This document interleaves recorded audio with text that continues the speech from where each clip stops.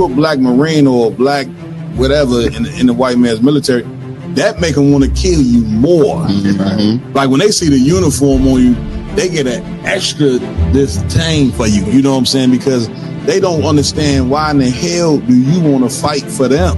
Cared enough about your trials and tribulations, the things that you suffered through, and how to get out of that. That's your history. You don't need a white man to have no remembrances for it. Yeah, you chastise the child too hard, or you create trauma. Yeah. If you don't say nothing to the child, then you making them soft. That's it. You know what I'm saying? Like, it ain't no way for a black man to be right even when he is like, white people that's out there that want to help black and Hispanic people, the best thing you can do is just leave us the hell alone. They are all against you. They all want to destroy you, and the ultimate goal of all of them is to put you back into slavery and subjection.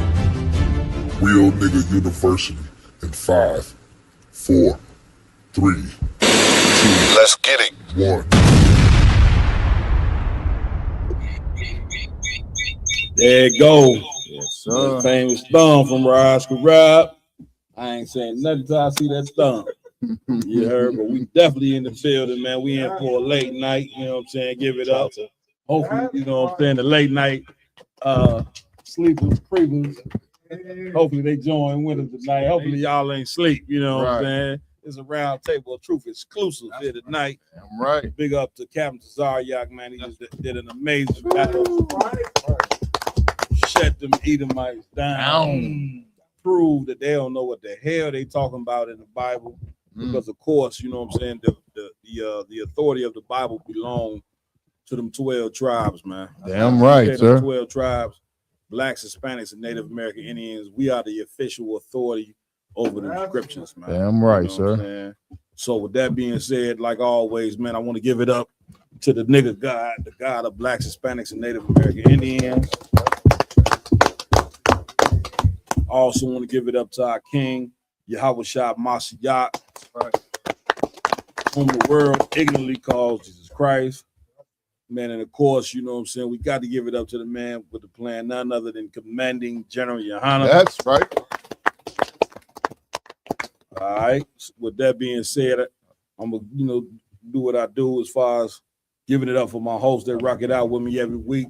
To my right, we got Officer Lamakiala in the building. And the announcement, I'll go around. So, also to my left, I'm throwing off my lateness. I don't know. that normal time. There you go. To my left, doing what he do every week, we got Officer Yaradan in the building. To my far right, doing what he do every week, we got Officer Iowa Lumbar in the building. Doing what he do every week. We got Officer Mayad in the building. Joining us here tonight, you understand, from Milwaukee, Wisconsin. We got Captain Bob Mob in the building. As you can hear, he brought his Milwaukee team with him. Rowdy. You hear him in the background. All right. Also, I got to give it up to my tech team before I go anywhere else. Officer Ramawan, yeah, man. Right. Officer Raj Karab, you hear, man. A new member of the tech team, Officer Rakam Yala, yeah, man. How's your daughters? You understand? Also in here with tonight, man, we got a bunch of officers out named them niggas at the end. That's right. Damn right. We'll get to them at the end, right? Yeah. I'm Captain Malquad. We at the helm. Man, what's new? Talk to me, Yakin. Please. For some reason, black women will not learn. Black and Hispanic women will just not learn. Come on.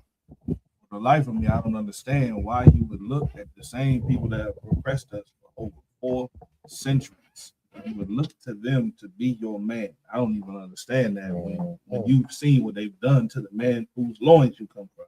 Damn right. I don't get it. Right. Well, we're gonna get into the story, right, Cap? Yeah, we're gonna get into that story tonight. It seems to be all over social media. Everywhere. The sister being unalived by a devil. And I'm gonna tell you, it's only really a story, you know what I'm saying, because she was unalived by a devil. Mm-hmm. There's plenty of black women get killed every day, don't make the news. But now it become an epidemic of our sisters being unalived by our oppressor and our enemy. Damn right. You know what I'm saying? So we're gonna get into that later on.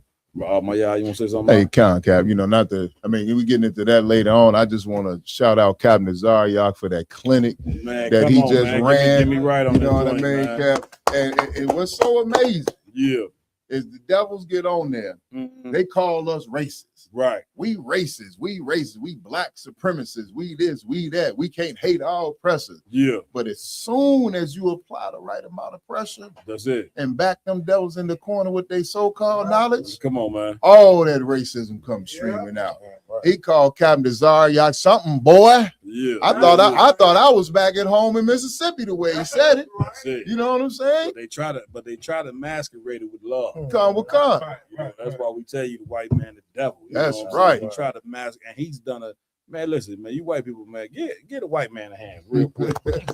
in this regard, he's had a hell of a run with that Christian religion, man. Really has, sir. He's been really able to bring mind control blacks and Hispanics for 400 something odd years with a religion that is not in the Bible. Right. You understand? Like something that is just a fabrication. And Captain Zaryak ran a clinic on him tonight. The IAPK, we run clinics on the religion all the time. Proving it wrong. Let me tell you something. That's why the Lord say, the weapons of our warfare are not carnal, but spiritual. These other nations, they got to use missiles and guns and all that and have a physical warfare. Our warfare is coming up against these different religions. The Lord say, tear these religions down, and he gonna hand over the kingdom of heaven to blacks, Hispanics, and Native Americans. The Bible is the greatest book ever written. Is the greatest story ever written. With the greatest prophecies ever written. That's right. The one people that don't have an identity, you understand, that don't have a land, that don't have a God, don't have nothing, gonna be the one people that end up ruling the earth. Damn right, brother. That's gonna be ending up being the greatest. And if I could, one more thing, sir. Shout out to the brother, got Captain Zaryak, to the brother that's the host. You know what I'm saying? Yeah. Hey, Cap, it was bad because the brother that's the host is correct. You know what I'm saying? Yeah. It's bad that after Cap did it, the Edomite did his opening statement, and then Cap did his opening statement, I get a water. And the brother was like, okay. Like that brother, he kept his composure, but he knew from the first 10 minutes of that debate that Edomite was cooked. And you could hear it every time he handed the mic back over to him. He like, Ben, you want to try to do what the hell you think you finna do? The cat didn't even have scriptures. Nothing. He came to a battle with no scriptures. Y'all about man, like that battle went goes to show like all these other nations, they want to join the adoption because they know they're not going to be saved when Christ comes back, and they're going to face their punishment. That's it. Which brings me back to camp last week when IG was at the table. We had this Arab talking about he's an Iranian Jew. Because they all know that they ain't gonna get the salvation that they believe they should. Damn right. You feel my point? And that's why they're trying to do all this debates and stuff like that, because they see their time is coming near. Damn right. So they're gonna fight for their life to try to get saved when Christ comes back. But this ain't gonna happen. Man, give it up. Somebody give for me Isaiah 14:1. What y'all saying is so powerful. You know what I mean? Everybody want to try to join themselves into the chosen people, but you're not the chosen people. That's right. You get my point, which is why they come up with these different religions to try to steal what belongs to us. The scriptures say it ain't about who run the race, it's about who is chosen. I'm paraphrasing. Damn right. The Most High chose us because of our forefathers, Abraham, Isaac, and Jacob. That's right. You understand? These cats love the Most High. And because they love the Most High, the Lord know that same love that these men had is in you, which is why you the chosen people. There's nobody else that give a damn about serving the Lord. Because if they did, homosexuality wouldn't be prevalent in the earth. That's right. War wouldn't be prevalent in the earth. Right. Scriptures say when we get in rulership, nation shall study war no more. You get my point? Because we're going to show the Chinese how to live. We're gonna show the Africans how to live. Right. And that's hard to do. You know what I'm saying? To show them big bone head. Facts. Tell them, man, you can't eat rhinoceros feet and all that, man. It's bad for you. No more mosquito burgers. Get my point? We're gonna show white people, we're gonna show all races on earth, you know what I'm saying, how to do this thing. They believe, DA, that our greatest gift is dribbling the basketball and running the football. Here you are, grown man. That's a kid's game. Right. You know, and we not kids, we grown men. And a grown man, you know what I'm saying, supposed to be solidified with morality, with principles, man. Not if you could dribble the ball, hoop it, man. That's what's up. You could jump high, I get it. Man, that's wonderful. You understand? You could run a football at 40. The 40-yard dash real fast like Lamar used to do back in the day. He wanted to be a football player, but the Lord had other play. He ain't here with me now. Nigga, ain't no run no football, nigga. Organize this Midwest 5 weekend. All right, this is what it is. You understand? Doing a good job. A hell of a job. You got that scripture? Come on, Wakan. Read what you got. Come on, it's the book of Isaiah, chapter 14 and verse 1. Come on. For the Lord will have mercy on Jacob. The Lord gonna do what? Have mercy on Jacob. That's important to know. Because, man, we blacks, Hispanics, and Native Indians, we've been in this hell, man, ever since the Pilgrims came, brother, we've been in hell. Got on them slave ships, that's hell.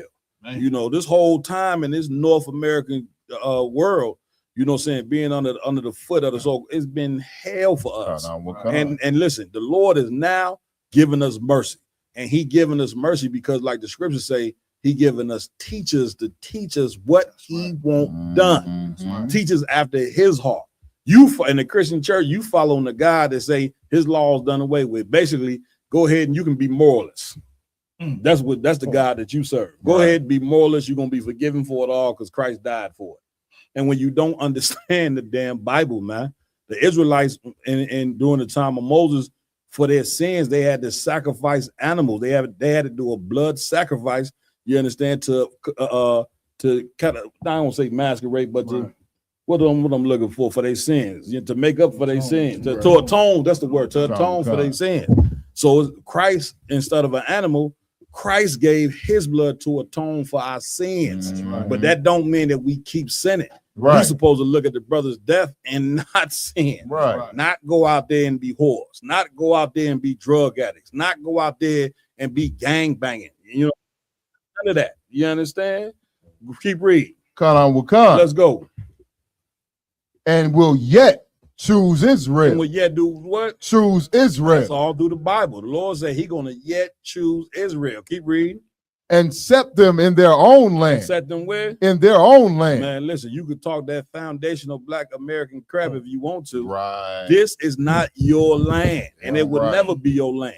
This is the land of your captivity. That's right. And since it's the land of your captivity, the Lord is going to bury this place when he comes.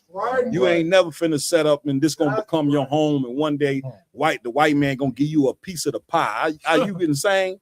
You Negroes still striving to get a piece of the pie from a place that ain't gave it to you in 400 something odd years. We in the UPK, we don't want no piece of the pie.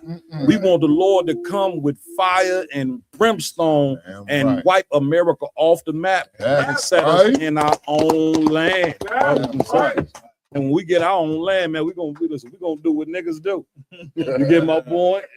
We're gonna be in royalty. You're gonna see niggas walking out their house with a 40-ounce old English 800 and sipping it right there in front of a big man. You understand? Looking at their neighbor like nigga Pope be a cup. We ain't got to worry about the police beating us over our head. None of that. Read. Let's go.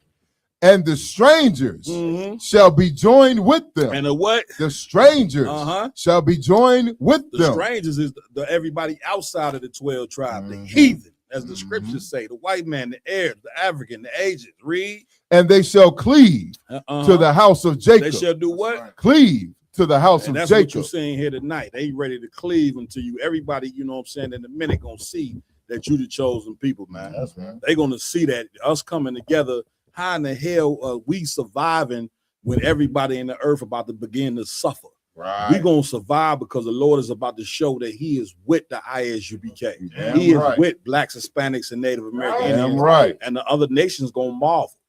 Then they're going to find out, Ramawan, that these niggas actually do have a God. That's right. You get them up on, again, black man, Hispanic, Native, Indian man, you ain't got no business having no white God. You ain't got no business having no Arab God. If God ain't a nigga, then I ain't. Yep. It ain't no God. If God ain't a nigga, I ain't on no God. Then. You get my point? Read. Khan, verse 2. Let's go. And the people shall take them and bring them to their place. And the house of Israel shall possess them. Shall do what? Shall possess them. Possessing somebody is slavery. Read. In the land of the Lord. What? In the land of the Lord. The land of the Lord is Jerusalem. Man, right. We just drop that, man. Let's get man to the next joint, man. Let's get to these topics. Con. Probably y'all let charge the nigga all over. He gonna make me feel like I could dunk a basketball. Shit.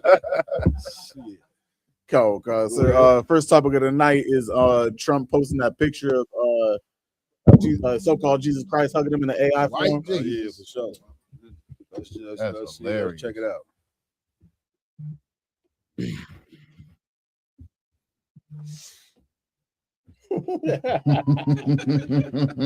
Can you turn it up? TV, Bubba Shaw? A doctor. Trump got to be about 97. Yeah. At least. He's still drinking that blood. You saw Ellen DeGeneres? She stopped drinking that blood. He's starting to wither away. Man, he still got a supply.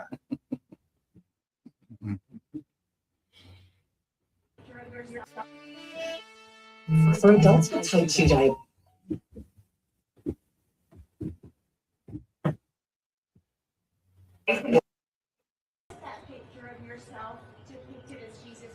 Well, it wasn't depicted. It was me. I did first it, and I thought it was me as the doctor, and had to do with Red Cross as a Red Cross worker there, which we support.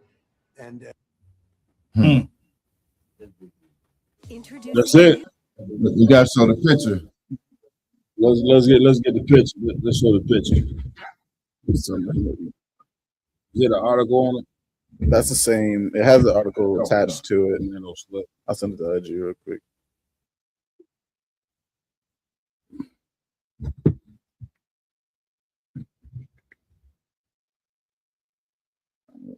You should have.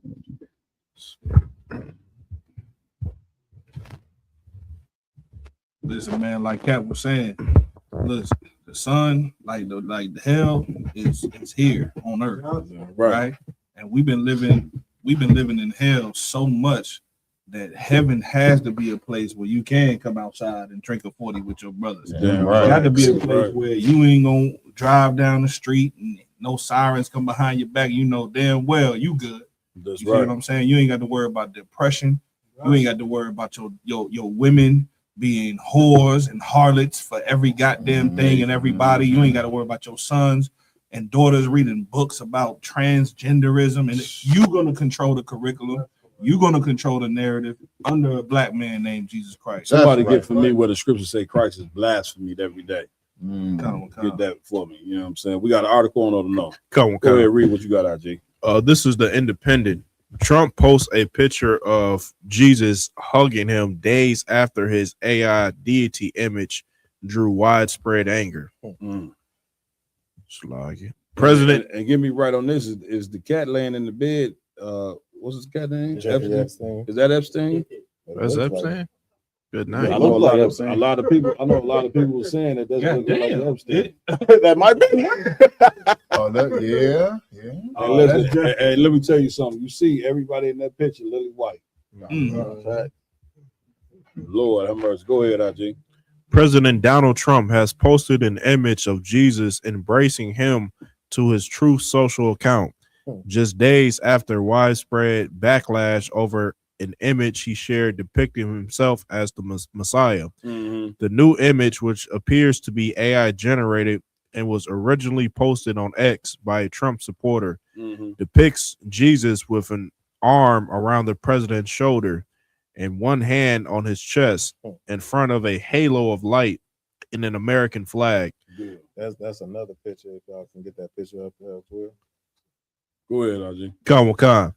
Their heads are leaning against each other and both have their eyes closed. Trump posted the picture Wednesday morning with the message, "The radical left lunatics might not like this, but I think it's quite nice. President DJT." What's our thoughts on this here? I mean, because I mean, to me, it's just y'all done. Like it, sir. If I could, like what you saying right here is mostly got to do with Donald Trump's pride. You know what I'm saying? Right, this guy has an extreme amount of pride that where he can't, like, even with the depiction, like you see, he won't take no accountability of it. It's like, you know, I put it up and I ain't think this was that. He like, I thought I was a doctor. You know what I'm saying? That's why I posted it. He's not taking any accountability, but this picture right here, I don't want to look at this picture right there. This shows that Cesar Borgia and Donald Trump is along the same lines. So if you look at that picture of Donald Trump as blasphemous, you should look at that Cesar Borgia picture and portraying himself as Christ as even more blasphemous, because he did is that type of heinous crimes that Donald Trump did. You know what I'm saying? Right. Give it up. My man, of course, to the world out there, they're gonna see this picture of Cesar Borgia and believe it's Christ. And then, but when I see this, I see Donald Trump and then the other picture as well. If you intermingle them, it's like him saying he's the Christ for America. That's it. You know, he's bringing himself up, saying I'm going to save this country and bring it out from, whatever hellhole he believes it's in. That's it. You know, saying, with the war out there, the hatred of the blacks, and Indians inside. Right. It's like he's telling white America, I'm your Christ. That's it. I'm going to save this country. That's it. That's it. Can I double down on that real quick? Please. And what you're saying is excellent, because when I see this picture, I see white supremacy. That's what I see. America is about white supremacy, and America, and what Donald Trump is telling you is that if America is white supremacy, then he is, what do they say? Your Moloch, your Moloch. He's the star of. He's becoming the star of Moloch, or the star of white supremacy. That's it. He became. What was it? Chiam, or was it? Because he's the star of Rim Fam. Put that other picture up while we talking. Go ahead, the one y'all had up the first time. He's telling you he is the Messiah for white supremacy in America, because America feels suffocated by blackness. I'm telling you straight up, black and brown have become the predominant force in America. Period. Because you want to know why? Since 1969, ISUPK has been teaching blacks and Hispanics and giving them the breath of life. And what you're seeing is what you see in Ezekiel, Cap. When we prophesy, we ain't prophesying we prophesying to the wind. But now that touched them bones. Now you starting to see the valley of the dry bones. You starting to see black people stand up. Hispanics and Native Indians stand up, starting to stand together. And I know social media don't want you to know it, but blacks and Hispanics are closer than we have ever been since what? That's right. Civil rights. That's right. I'm coming to you, Mark. I just want to say this. If you look at this picture right here, you take a good look at it, right? Oh, God. If you so-called black, Hispanic, and Native Indian, understand something. That America does this picture right here is showing you that you are not included in America. Yeah, right. You understand? This picture is more. I know a lot of people looking at it and making fun and think it's a game and all this, but really, this picture has so much of a meaning. This is what America is all about. And blacks and Hispanics, America, you are not included in America. That's what this picture represents. It ain't a Hispanic on there. You understand? It ain't a black man on there. And this is what America is all about. So seeing it, knowing that, like the brother was just saying, this is something that we need to see. We need to see, you know what I'm saying, that we are not a part of America. Because since 1964, when Martin Luther King signed that so-called civil rights bill, we have been under the illusion that we are part of America. You get my point? We've been under that illusion since we've been here. That's what make a man go fight a war. Black men go and the Hispanics go fight wars because they want to prove to America that we are citizens like you. Right. You get my point? But brothers and sisters, you do not understand. The Lord do not want you to be a part of this place. The people that's ruling over top of us, they never created America for you to be a part of. Right. And I know that's a harsh reality to face. But if you look at this picture right here, let me tell you something. This picture is a representation of what America is truly about. 4 white people created for them, and this is just what it will be. My yard. Hey, Comic Con, please. And if I could, And I hate to put the thing to work, but if we could put that other picture back up real quick, you know what I'm saying, of him and Bozier. You know what I mean? Damn right. And real quick, if you wouldn't mind, I just want to say something about this picture real quick. So the thing about this picture right here, I know a lot of people, even black people, were offended by it. You know what I'm saying? Because we got that white Jesus in our mind. You know what I'm saying? But when I see this picture, you know what I mean? Let me know when you get it back up. Just keep talking, brother. Sir. When I see this picture right here, sir, I see the spirit of white America. Right. Because what I'm looking at when I see this picture, that is Donald Trump being embraced by his God. That's it. And being sanctioned by his God to do what he wants. Because when I see this picture, what I see is two violent sexual degenerates comforting each other. That's it. You know what I'm saying? Damn right. Because you got Caesar Borgia, who is a violent degenerate and deviant. You know what I'm saying? With his head on this man's head, his arm on him, and his hand on his chest. And Trump with his eyes closed, like the woman of the relationship, being comforted by her man. There you go. You know what I'm saying? And we know, according to the Epstein files, that Trump is a violent degenerate. You know what I'm saying? That is allegedly assaulted children and women and all the things in his history, grabbing them by the box and doing all the things that he's done. There you go. You know what I mean? So when black people see this, they need to realize this is the spirit of the people and the country that you are trying to love. They are violent, they are bloodthirsty, and they are degenerates that seek to do nothing but harm to you. Damn right. Give it up. Give it up, IG. Come on, sir. Donald Trump, I feel like he suffered from main character syndrome. Damn right. He the main guy. Yeah. He's an extreme narcissist. Right. Like in his mind, I believe he think his achievements in life are on par with Jesus Christ. That's it. He think he better than George Washington. He think, he's the greatest man to ever live. And he gives you that point in everyday life. That's it. I mean, man, listen, that image of white Jesus is such a powerful image because what it does, it establishes, a person's motivation in life.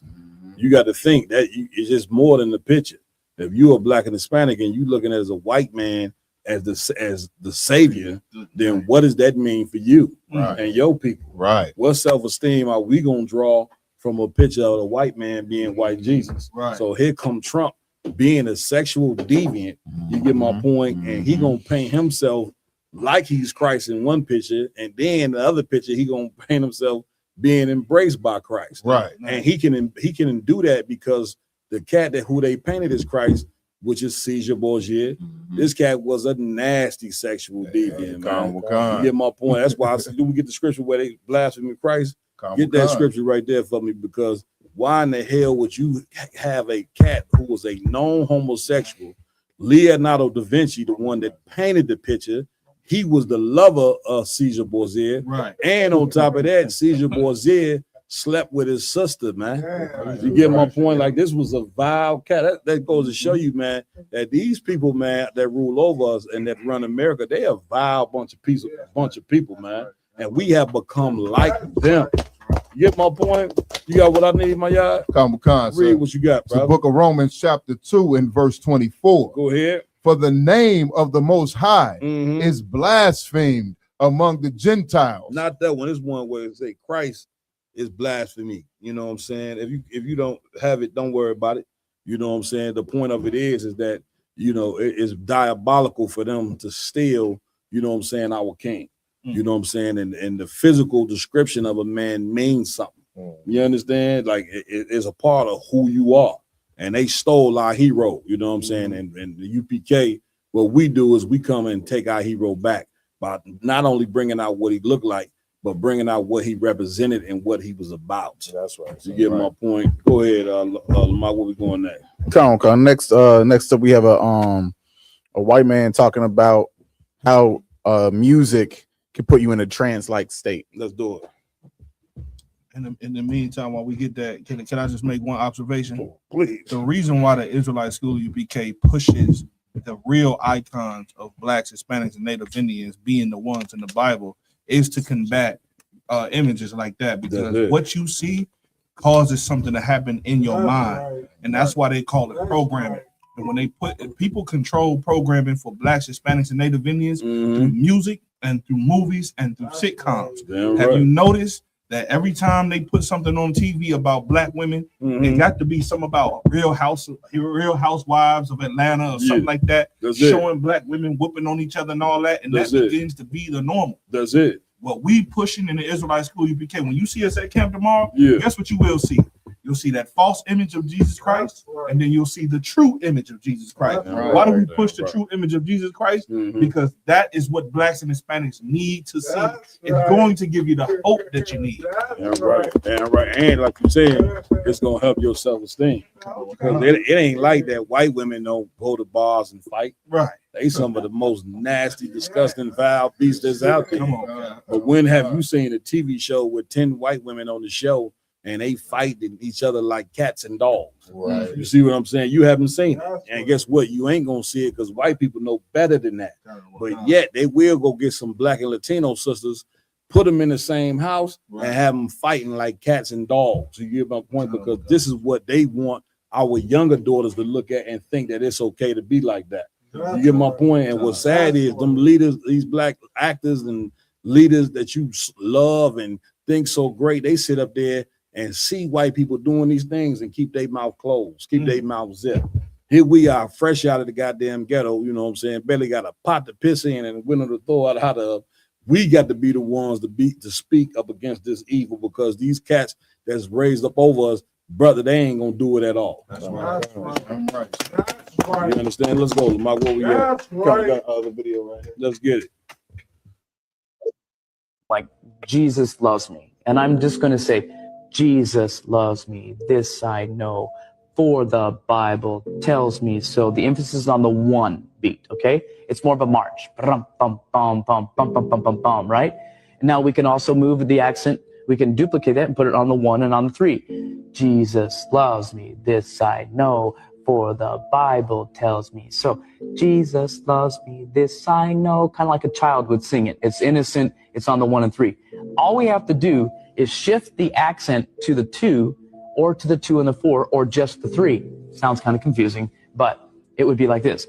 Jesus loves me. This I know. Oh, for the Bible tells me so. Oh, little ones to him belong. All of a sudden, you have what we call like a rap or a hip hop feel. It's the same word, same type feeling of the same type of melody or whatever. But all we've done is move the accent. The moment we move the accent from the 1 or 3, it becomes a syncopated beat.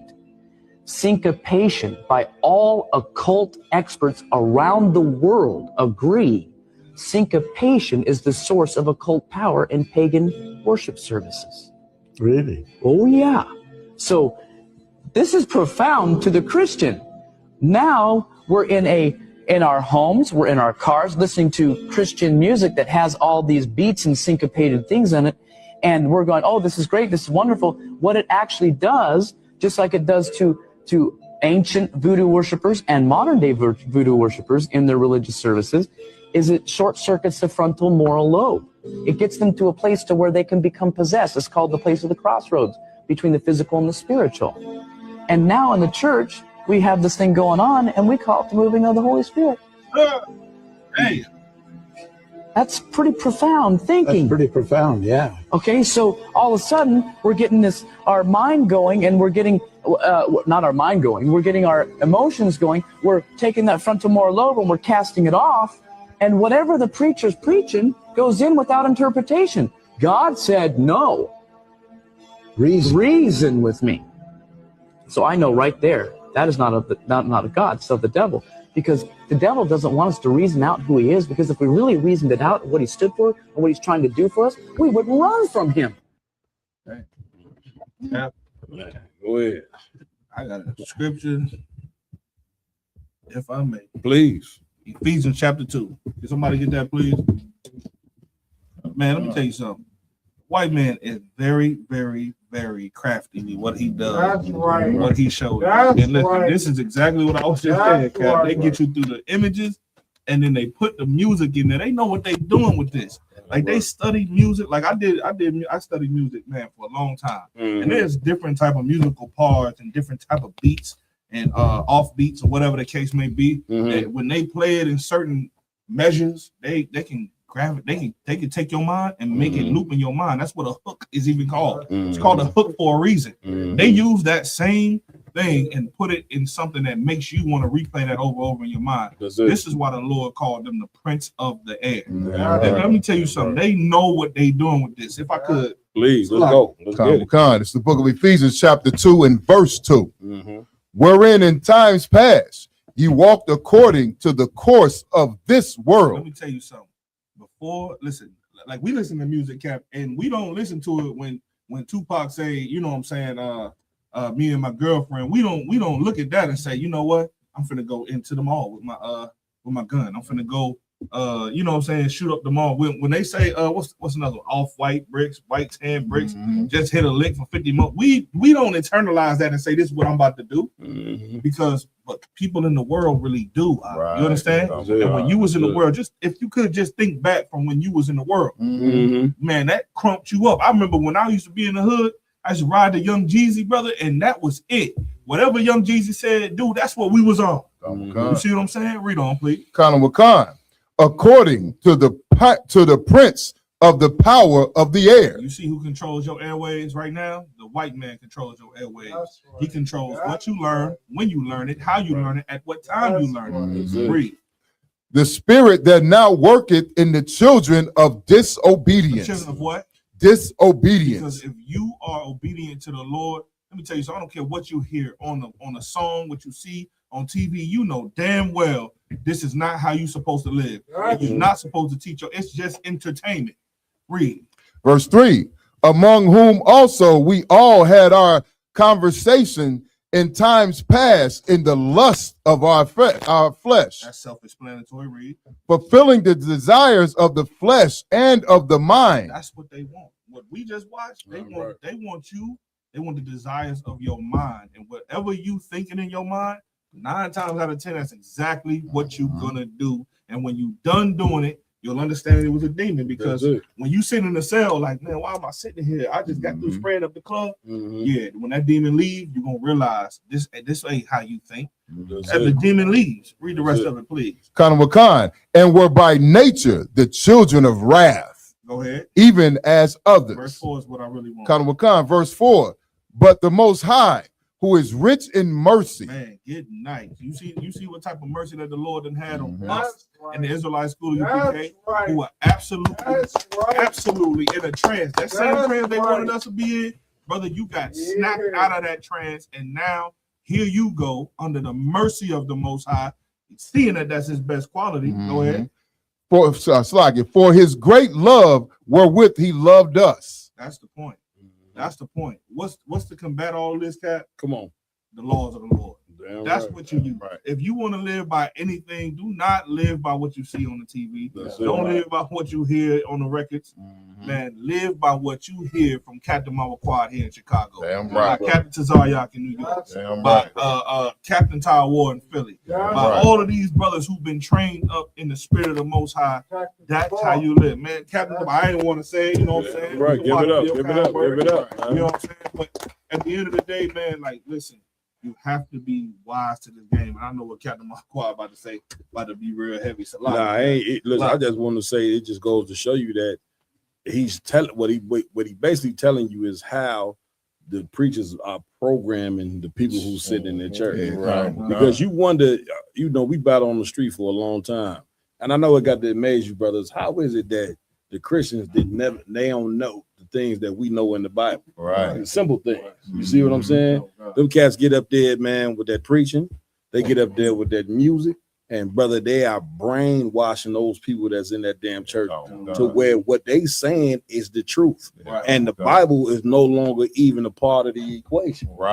But the Bible, they got the Bible like it represents what they about. You get my point? And brother, it's so demonic in this that the same thing that they doing in the church, they doing with rap music. They doing with R&B, to where this music and these sermons are controlling who you become as a person. You understand? Hey, so like I said, something else he said that was pretty heavy that, you know what I'm saying, people need to realize in a Christian church. He said, you know what I'm saying, they think they in there getting the Holy Spirit cast on them. That's when it. They're really getting demons cast on them. That's it. You know what I mean? And I had heard a recording from an Edomite long time ago that said something similar to that, Cap. He was talking about how, you know, these organizations and satanic people, they put these spirits on the music and in the churches and stuff. This Edomite literally said, if you show me 5 top 10 albums in your home, I'm gonna show you 5 different demons in your home. Damn. Because they said that the top 10 songs and top 10 albums, they purposely put demonic energy and spirit. The messages, like he just said, that rhythm, where you think you catching a vibe, you think you catching a spirit, when you really catching a demon that's gonna make you go out and unalive somebody, essay your kids or a woman, steal something, hurt somebody, do something. Because we listen to music all day long. That's it. You know what I mean? The more you listen to it, the more that demon has a chance to get on you. Like Captain Bar say, we can listen to Benny the Butcher rapping about rubber bands and weight. It's just a hot song.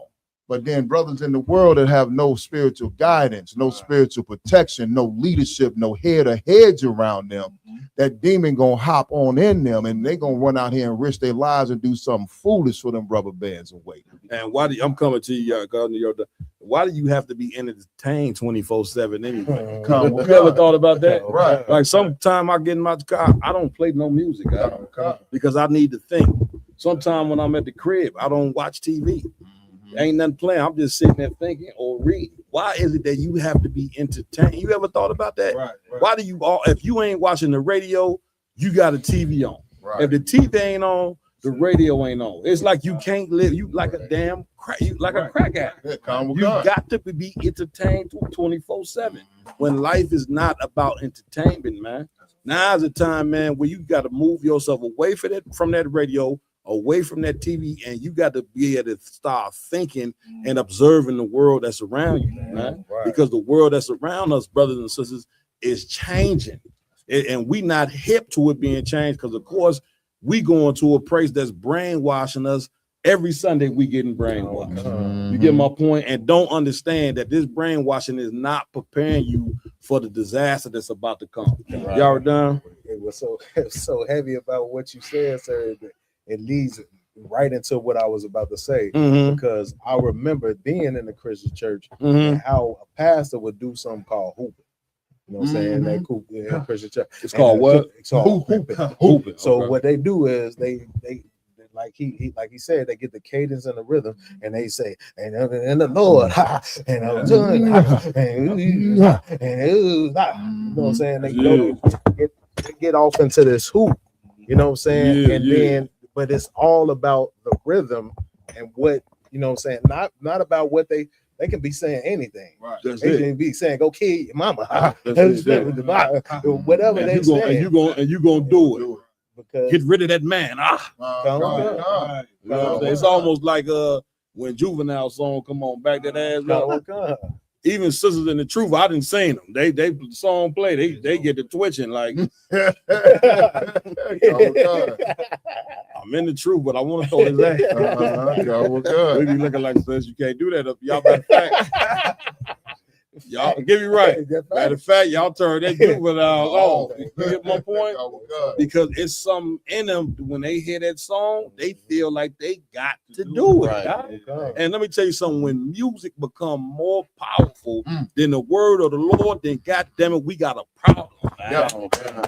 Come on, Lamar. Amazing. Like that's why the scriptures say so much that we got to wake up out of our sleep. That's it. Because like the white man shows us all the time that we in the sunken place. That's it. Because we've been in this religion keeping us to be bound down in one specific train of thought. Damn right. You understand? That's what religion means that you're bound to this one belief, this one thing, and you stuck there. You're in the sunken place. That's it. You understand? That's why when you come into the truth, you learn the Bible from real men of God, and that's what gets you out of that sunken place. Why? Right. Like we said now, and what Captain Zaryak said earlier, the truth will set you free. Right. You understand? But it's not in the Christian church. They're meant to just keep you as sheep. And listen, and this is why I'm coming to y'all. That's why when you go to that get that demonic sermon on Sunday. But then remember they got what you call Sunday school. Right. And when you go to that Sunday school, that preacher is not able to answer them questions because he is teaching you something on when he preach that's not in the Bible.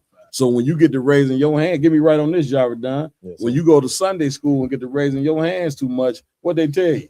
Hey, Cap, if I could, please, if I could, you know, one time I was actually in Bible study. Yeah. You know what I'm saying? And this was about around the time that I started listening to General Muhammad's classes and stuff like that. Right. So I asked the question, you know what I'm saying, because of the scripture that was going on sound like pagan holidays. Right. So I was like, is this the reason why in the Bible it says that we shouldn't celebrate pagan holidays? The teacher lost his mind in that. He's like, that's why I don't like when people bring up pagan holidays, and that's not why we celebrate these things for and different things of that nature. I was like, man, relax, bro. I'm just asking a question. But this is the things that you go through in the Christian church when you try to combat. That's it. Or actually have like you saying, have a mind, like I have a mindset. Are you gonna think outside of the box and not just gonna capitulate to wherever they try to they trying to indoctrinate? Yeah, right. Listen, let me. That's how you know the truth is powerful, IG, because we get to teaching this, and people who grew up in the church, they listen. They write these things down that we say, and they go right into that damn Bible class and ask the preacher. And the preachers be like, man, where was you at? Who was you listening to? Right. Because remember the scriptures say, deliver the book, and they can't answer. Right. You see what I'm saying? Before you know it, the preacher come out to the camp. Remember, y'all know if y'all was at that camp downtown Chicago, the cat stood across the street. Yeah, I smelled the Reverend Oni. Okay, and got to talk to him. I said, man, come on over here, man. You don't think I know you a preacher, man? Come on over here, come get this book. He got to talking crazy from across the street. You understand, IG? Common sir. This like the brainwashing through music just puts me in a mindset of drill music in Chicago. That's it. Which, in my personal opinion, is the worst genre. Like, it's ass, in my opinion. Like, it takes no skill. Right. But people love it. That's it. And I just don't understand it. Besides the point of it's like mind controlling. Yeah, right. That's it. Damn, they're like MK Ultra. Yeah, it forced a nigga to pick up a Glock and just go kill a nigga that looked just like him. Well, it's right on to what this cat is saying right here. Drill music is meant to do, you know what I'm saying, what it's meant to do, and that's have us kill each other. No, you notice once the drill music, you know what I'm saying, came, the murder rate went up. Yeah, that's a fact. See what I'm saying? Like, you notice that with the drill music, the cats who was the most popular, you know what I'm saying, end up dead in jail. Look at all these cats that's a part of this drill music, how they lives end up. You understand? And I'm coming to you part of that. That goes to show you that the Lord is trying to show us that we ain't supposed to be a part of this lifestyle. I'm right, sir. Once again, it all comes from weak leadership, man. That's right. Not having men to show young men how to live, how to show young women on what they supposed to do. You understand? You can't let the youth raise you. How you is, you an adult, you know what I'm saying, and you letting the youth be more powerful than what you are. Right. Yeah, you got the damn adults, you know what I'm saying, looking up to the youth, scared of the goddamn youth. You understand? When it ain't supposed to be that way. You a grown man, you supposed to turn and teach them what it is to be a man. You ain't supposed to be teaching you what it is to be a man. Right. That's why when you look at rap, they try to take all the old rappers and say, well, you too old to be rapping. Right. You know what I'm saying? This is a young man's thing. You understand? Well, how could you say something like that when the young rappers are supposed to be, the old rappers supposed to be the one to tell the young cats who rapping, this is how you come. This is what you do. Here's what the music industry is trying to do to you. That's one thing that the white men have done greatly here in America is cause a divide between the old and the young. He's caused a divide between men and women. Here we are, the same people supposed to be working together, old and young, men and women, and we didn't let this devil separate us. And he separated us. This is where the separation begun. And when you go in that damn church, you know what I'm saying, and listen to that damn sermon, That's where the separation begin right there, and then it just filtrates through all walks of life. Somebody else.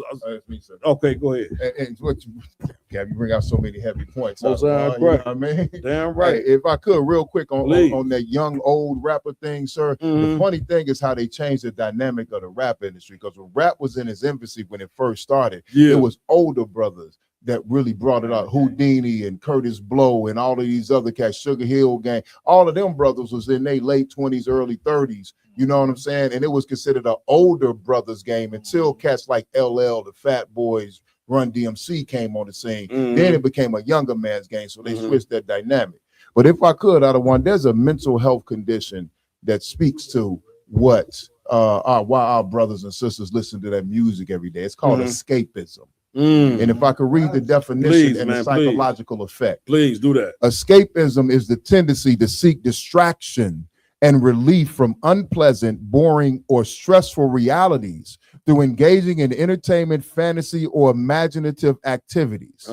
Escapism is a double-edged sword. It is helpful as a temporary, moderate coping mechanism for stress relief and mental rejuvenation, but harmful when used excessively to avoid real-life responsibilities, emotions, or problems. It becomes a problem when it transitions from a short break to a long-term avoidance strategy. You know what I'm saying? Let them break it down. Go ahead. So basically what it's saying is it's okay to listen to you know, to have a distraction here or there. Right. You can listen to music here and there. You can play video games. You can go watch an entertainment, exciting movie. Right. But when that becomes your everyday release, when that becomes your strategy, when you're smoking weed, doing drugs, listening to music, can't stop watching TV, can't stop listening to music, can't put the weed down, can't put the pills down, can't put this down, can't put that down, and you don't live in reality, it becomes a mental health issue that's going to have you completely bugged out of your goddamn mind. And you're going to walk around insane and volatile and not even know it. Damn right. Come on. I think y'all done. No, you go. Go ahead. Go ahead. You got it. Yeah, like, and that's that trance. You know what I'm saying? Like you living in a trance. Did you notice that there's a song for everything that you do? Like literally, when you get in your car, if you in the world, especially when you get in your car, when you go into the club, there's a song for that. What's that song? Damn, give me a club song. Anybody? Damn, this, I know we don't live like this. Unfortunately, we don't live like this. Sexy Red now. Sexy Red. Good night. Now, when your homie die, there's a song for that. You understand what this is for? My homies. That song come on in your mind. There's a song for everything. When you want to make love to your woman, guess what you're gonna do? You're gonna put on some 12 play. Right. It's a song for everything, and we don't. Here's the song that we don't sing. We don't sing the song of the Lord. That's right? it. And there's a song that we're supposed to sing. Come on. And it's supposed to be about us coming back to the Lord. That's it. Coming back to these laws, statutes, commandments. That's it. Learning how to look at them scriptures on how we should deal with our enemies according to what we did in the past. Damn right. And then when the Lord gets the victory, that's the song we sing. But guess what the Christian church did? They took the song of the Lord and turned it into something that plays on your heartstrings. Right. Have you ever watched a movie? And I'm talking about you a hardcore man in the truth. You just watched the movie. You might be sitting there watching the movie and something happened on the movie. And what's happening on the images, then they play something behind the and they play on your heartstrings. You trying to figure out why are you trying to tear up right now? You like fight this shit. You like, man, what the hell going on? Like, what's happening? I know I ain't about to cry to this movie. They have it to a science. That's all Captain Marvel trying to get you to understand. If you don't have these, like what we have in the UPK, you're done.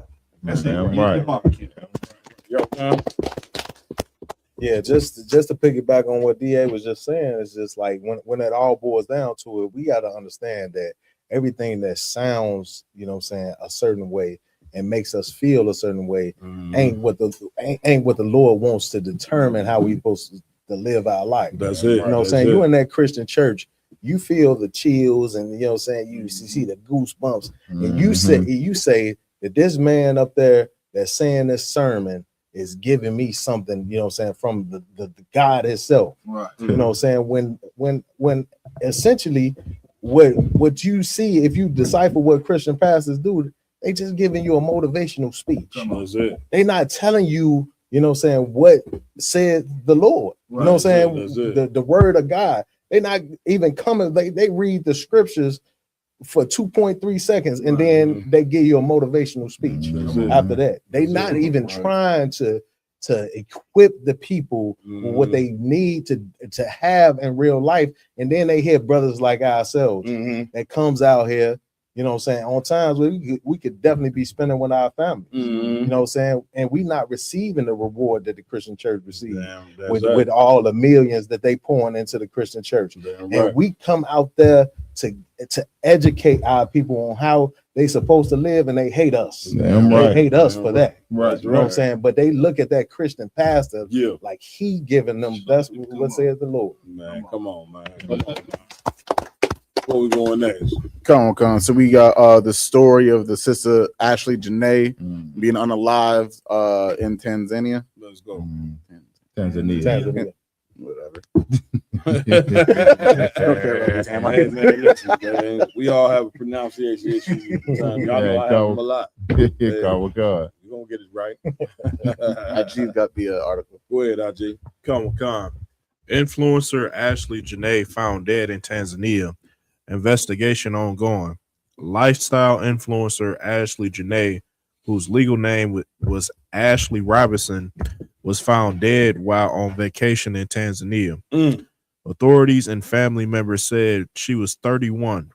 Robinson, who had more than 80,000 followers on social media, was discovered unconscious at a villa in Zanzibar, where she had been traveling with her fiance, Joe McCann.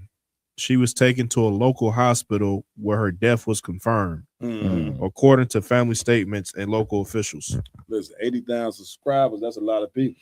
You know what I'm saying? And she represented a demon, you know what I'm saying, that is taking a hold of a ton of our sisters where they believe that being with a black man is a problem, that they're going to go get a white man and escape the problems of their people. As you can see, I'm coming to you, priest. As you can see, you know what I'm saying, the Lord, you know what I mean, brought that to a halt. You know what I'm saying? And you sisters better take the lesson away from this story. Don't just look at this story as sad and cry, or if you look at this story and say, you know what I mean, well, a lesson learned. You know what I'm saying? You better take the lesson away from it, you know what I'm saying, which is that you should not do what she did. You know what I'm saying? And this is also a lesson for you black women to learn that you better not ever give up on black men. You understand? You are not supposed to do that, man. And again, you know what I'm saying? We could teach you in the Bible. We got classes in the ISBK where we could show you 4, 5, 6, 7, 10 different scriptures that show you that interracial dating is a sin. That's right. You are not supposed to get, you know what I'm saying, with a man who has been an enemy against you and your people for 400 some odd years. Like you black, a lot of you, ton of you sisters got to be checked, man. And let's again, the church, they open up the door. The church, you open up the door for this type of madness when you teach black women that God love everybody. God don't love everybody. Captain Cesario proved that tonight in the debate when he pulled the scripture where it said, Jacob have I loved and Esau have I hated. That's right. It's a people on the earth that the Lord love.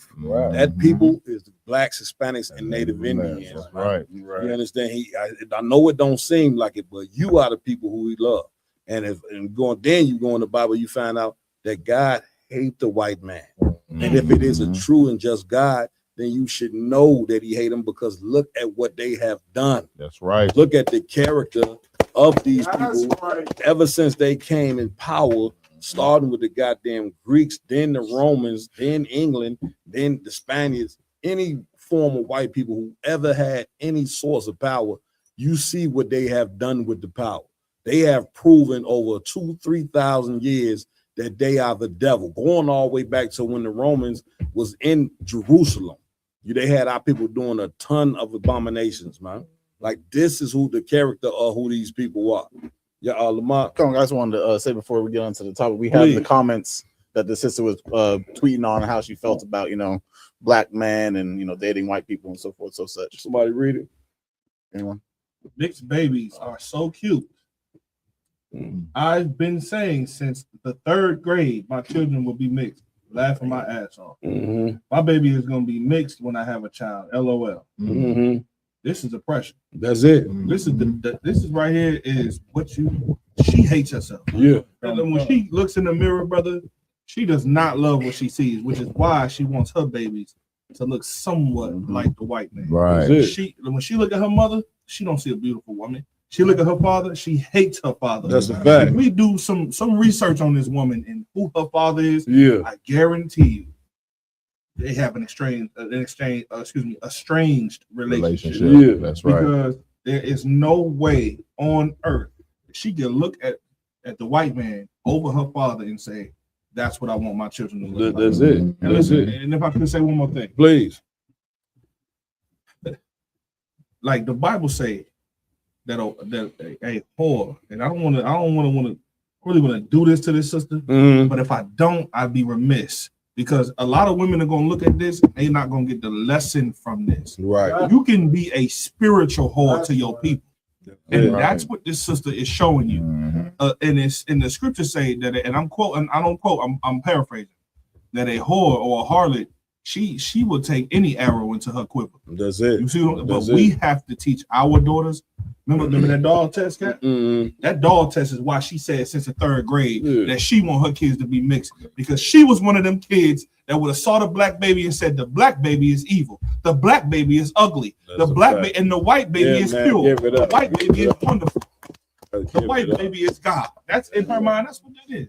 Damn right. Y'all were done. Hey, Cap DA, of course, he took exactly what I was going to say, say with the dog test, because that's exactly where I was going, because I've heard people, saying, in regular conversation, people talk about, they want their kids to, I want my kid to be light skinned. I want good hair. You know what I'm saying? Good hair. Blue, green eyes. That's it. Light skin. Light skin. Yeah. You know what I'm saying? This is real things that, people say out of their mouth. I'm talking about, we're not talking about 50, 20 years now. We talking about in the 2000s. Right. You have conversation with black people that would tell you they want their children to be light-skinned. That's it. And we got to understand psychologically why that is. Right. Listen, start with that religion. And start with that image of white Jesus. Right. Even though you black and Hispanic, you live in a white world. You know what I'm saying? They do it through imagery. They do it through radio. They do it through movies.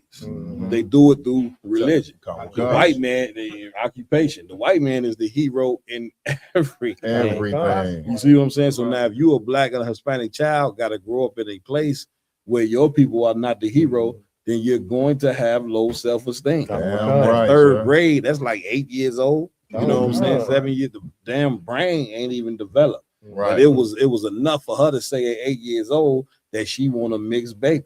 At 8 years old. 8 years old. You understand? And we don't this is something that we have to examine, man. We have to examine that self-love is the thing that's gonna get us to where we need to be. Every race of people love their own more than any other race. You understand? Every nation on this planet got their own constitution, like Captain Yacht read here tonight. America got their constitution, and it don't include you niggas. Exactly. You niggas are slaves in their constitution. And you understand? You go to China, they got a constitution. Russia, it ain't a country on the earth that ain't got a constitution. But you know one people that ain't got no constitution? You. Niggas. You ain't got no constitution. Yo, you know what your constitution is? I love everybody. So your son getting murdered by a cop, next day on the news, I forgive him. It's your obligation to, that's a trained slave. Damn right. When somebody, you kill a cop, a white cop killed my son unjustly, I'm gonna get on the camera. I say, yeah, bring the news camera up to me. I got something I would like to say. First thing I'm gonna say before I get to do saying anything. I know you're gonna take, if I may. Please. The white man is the devil. The Bible speaks of. They gonna clip the camera at that point. You know what I'm saying? But I ain't gonna give a damn if they clip the camera, because I'm gonna keep speaking anyway. You understand? But the point has been made. Damn right. Guys, one post that we didn't have up there that she posted before she was on a live. Come on. She said, every day black men wake up to find new ways to embarrass us. Yeah, I could, what you said was so heavy, Cap. I'm sorry, and this is gonna be short. Slavery, man, in slavery. Don't you know they? How long y'all think they kept us in the field? Anybody know? So it was sun up, sun down. Brother, you from sun up to sun up, they had a shift for you. What do you think you had the time to parent your kids? Right. Do you see the detachment? Right. When black people say that we not slaves today, brother, Hispanic people don't think you slaves today, you are misinformed. Very. Because the number one thing that your slave master or your oppressor wants to do is keep you detached from your offspring.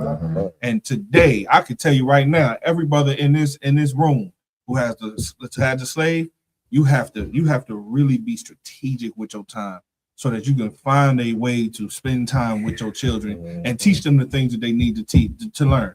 Because in the field, all you got time is to pick cotton, which is why you would bring your kid on the damn plantation with you. That's it. You know what I'm saying? Now the kid's picking cotton and you telling them, hey, listen, you see this cotton you picking? Let me tell you something. The white man is the devil, and this is why you got to pick this cotton with me. And if you don't pick the cotton with me, you're going to be at home left to your own devices. And when they at home left to their own devices, you know what they start thinking? Look at my daddy. Look at my mama. They picking cotton. I want to be like that white man who don't pick cotton. Right. And this is why you have to train up a child in the way that they should go. Damn so right. They will never depart from it. That's all I want to say. It's like I said, because you know what? It's been a disturbing, very, very disturbing trend the last couple of years. It seems like it accelerated over the last several months of sisters going online, you know what I mean, making statements like what this sister made about black men, and I don't want to be with a black man, and black men are not my equal, and out here dating Edomite, you know what I'm saying, so-called white man. Well, I had to look up a statistic or two. You know what I'm saying? For all our sisters out here that think that black men are not their natural counterparts and they're going to find peace and love and happiness in the arms of a white man, if you have really paid attention over the last several months, there have been case after case after case of sisters being unalived by their white boyfriend or their white husband. And these white boyfriends and white husbands are not serving jail time. So it says that while the FBI statistic for 2026 is not available on black women that would unalive by white men, their white male boyfriends or counterparts. One social media tracking source indicates that over 15 plus cases of black women murdered by white men in the first few months of 2026. Black women are 20 times indicates that black women are unalived at rates at 20 times higher than white women in some states. Also, a study indicates that the prevalence rate of severe violence within interracial couples is high at 4.5 times larger than the rate of monoracial white couples, 1.9 times larger than monoracial Hispanic couples, and 1.2 times larger than monoracial black couples. So for our sisters that are out here trying to date outside of their race, you are 1 to 2, 3, 4, 5 times more likely to experience extreme violence in your relationship than if you would just stick with the man that the Most High had for you. Where we going next? Did we get more on the article, or we leave it alone? Next up, we have we got KRS-One tries to defend pedophile African Bambaataa.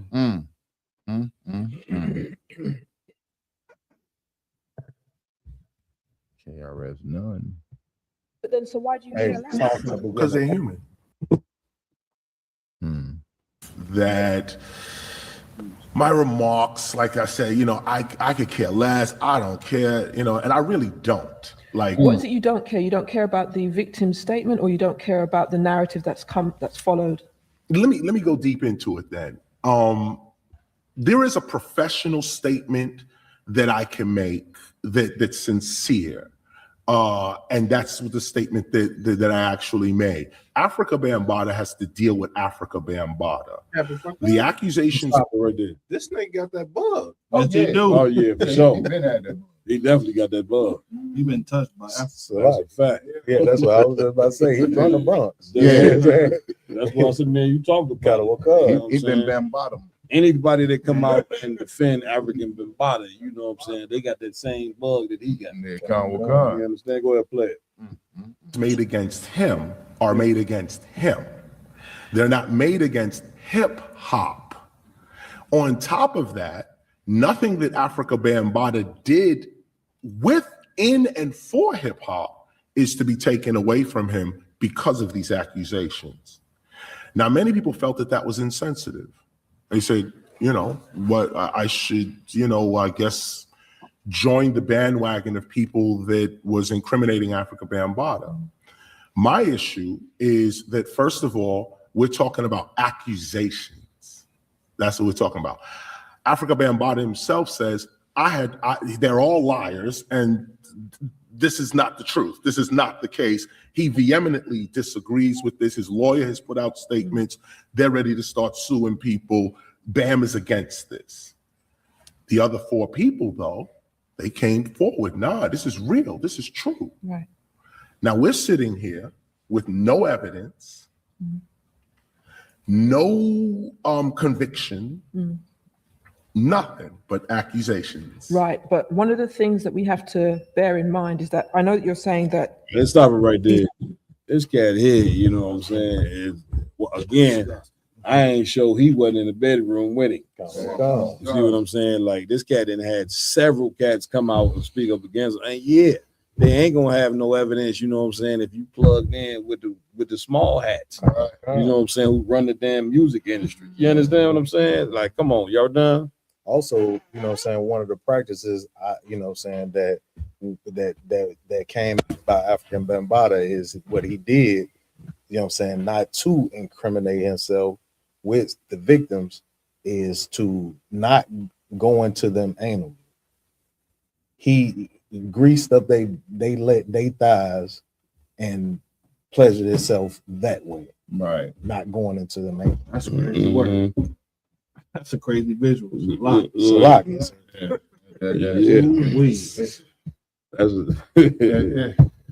We got the brother speechless up here. Listen, one thing you can see with Chaos One is that he is definitely a respecter of persons.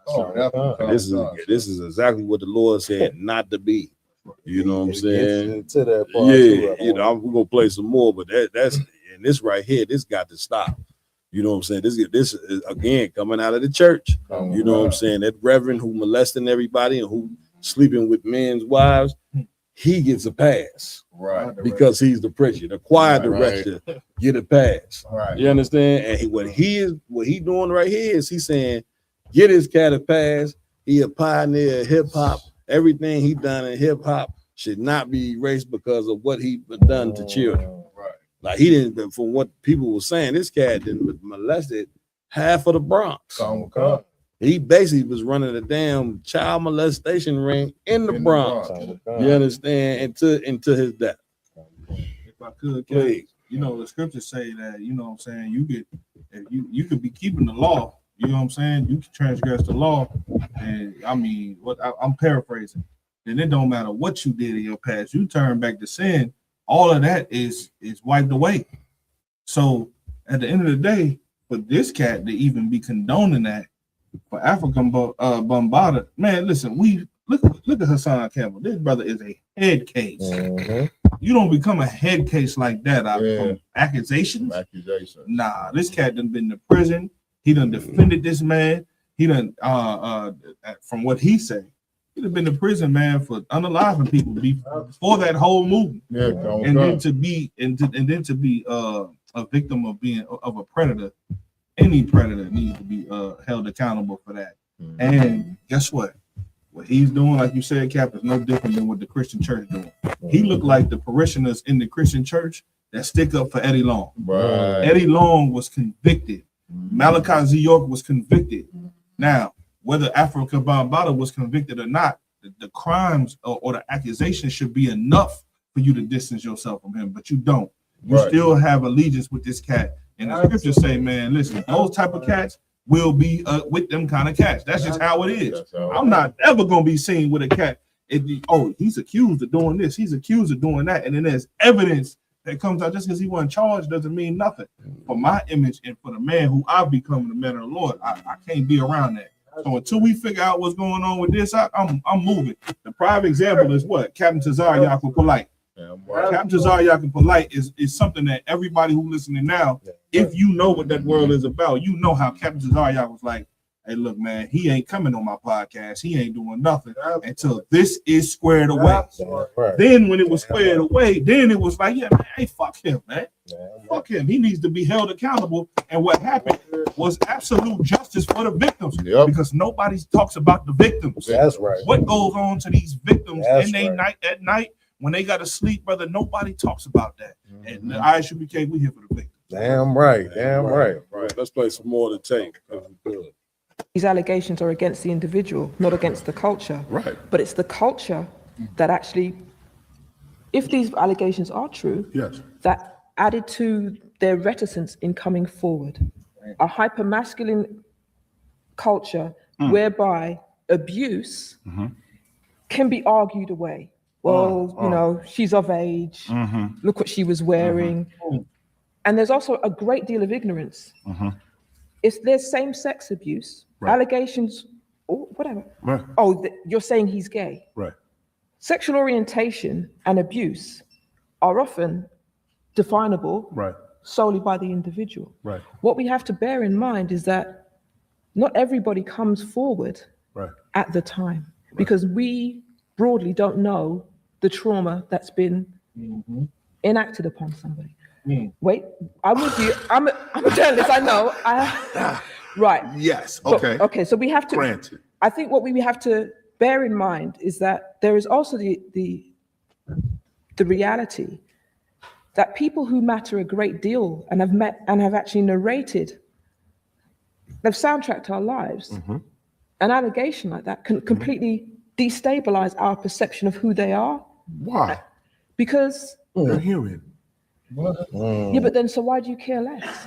Because they're human. So you think they're human. So if they're human and isn't part of being human, being humane to those who have the courage to step forward into an enormous arena. No, these people work for the FBI. This is a whole different thing we're dealing with. When you're talking about stop. If I could hear this cat said, hey, these people work. Now you gonna tell me Hassan worked for the FBI? I said this. I watched the video of this cat standing out in front of a project building in the Bronx. Man, he was throwing bottles at him, ran up off the spot. And you telling me he worked for the FBI? Right. Hold on, let the brother get the floor. Hey, Salagi Cap. Like KRS-One, like the brother has not been relevant for a very long time. That's a fact. You know what I mean? And one thing he did near the end. See why? Yeah, Khan. And he's trying to make himself like the aficionado, the go-to man of hip hop. You know what I'm saying? Like hip hop will be okay without the contributions of African Bambaataa and any other degenerate and KRS-One. Like R&B has survived R. Kelly. You know what I'm saying? Hip hop is gonna survive Diddy. Right. It's gonna survive Bambaataa. It's gonna survive KRS-One. Right. Like we don't need this. This is the thing. You know what I'm saying?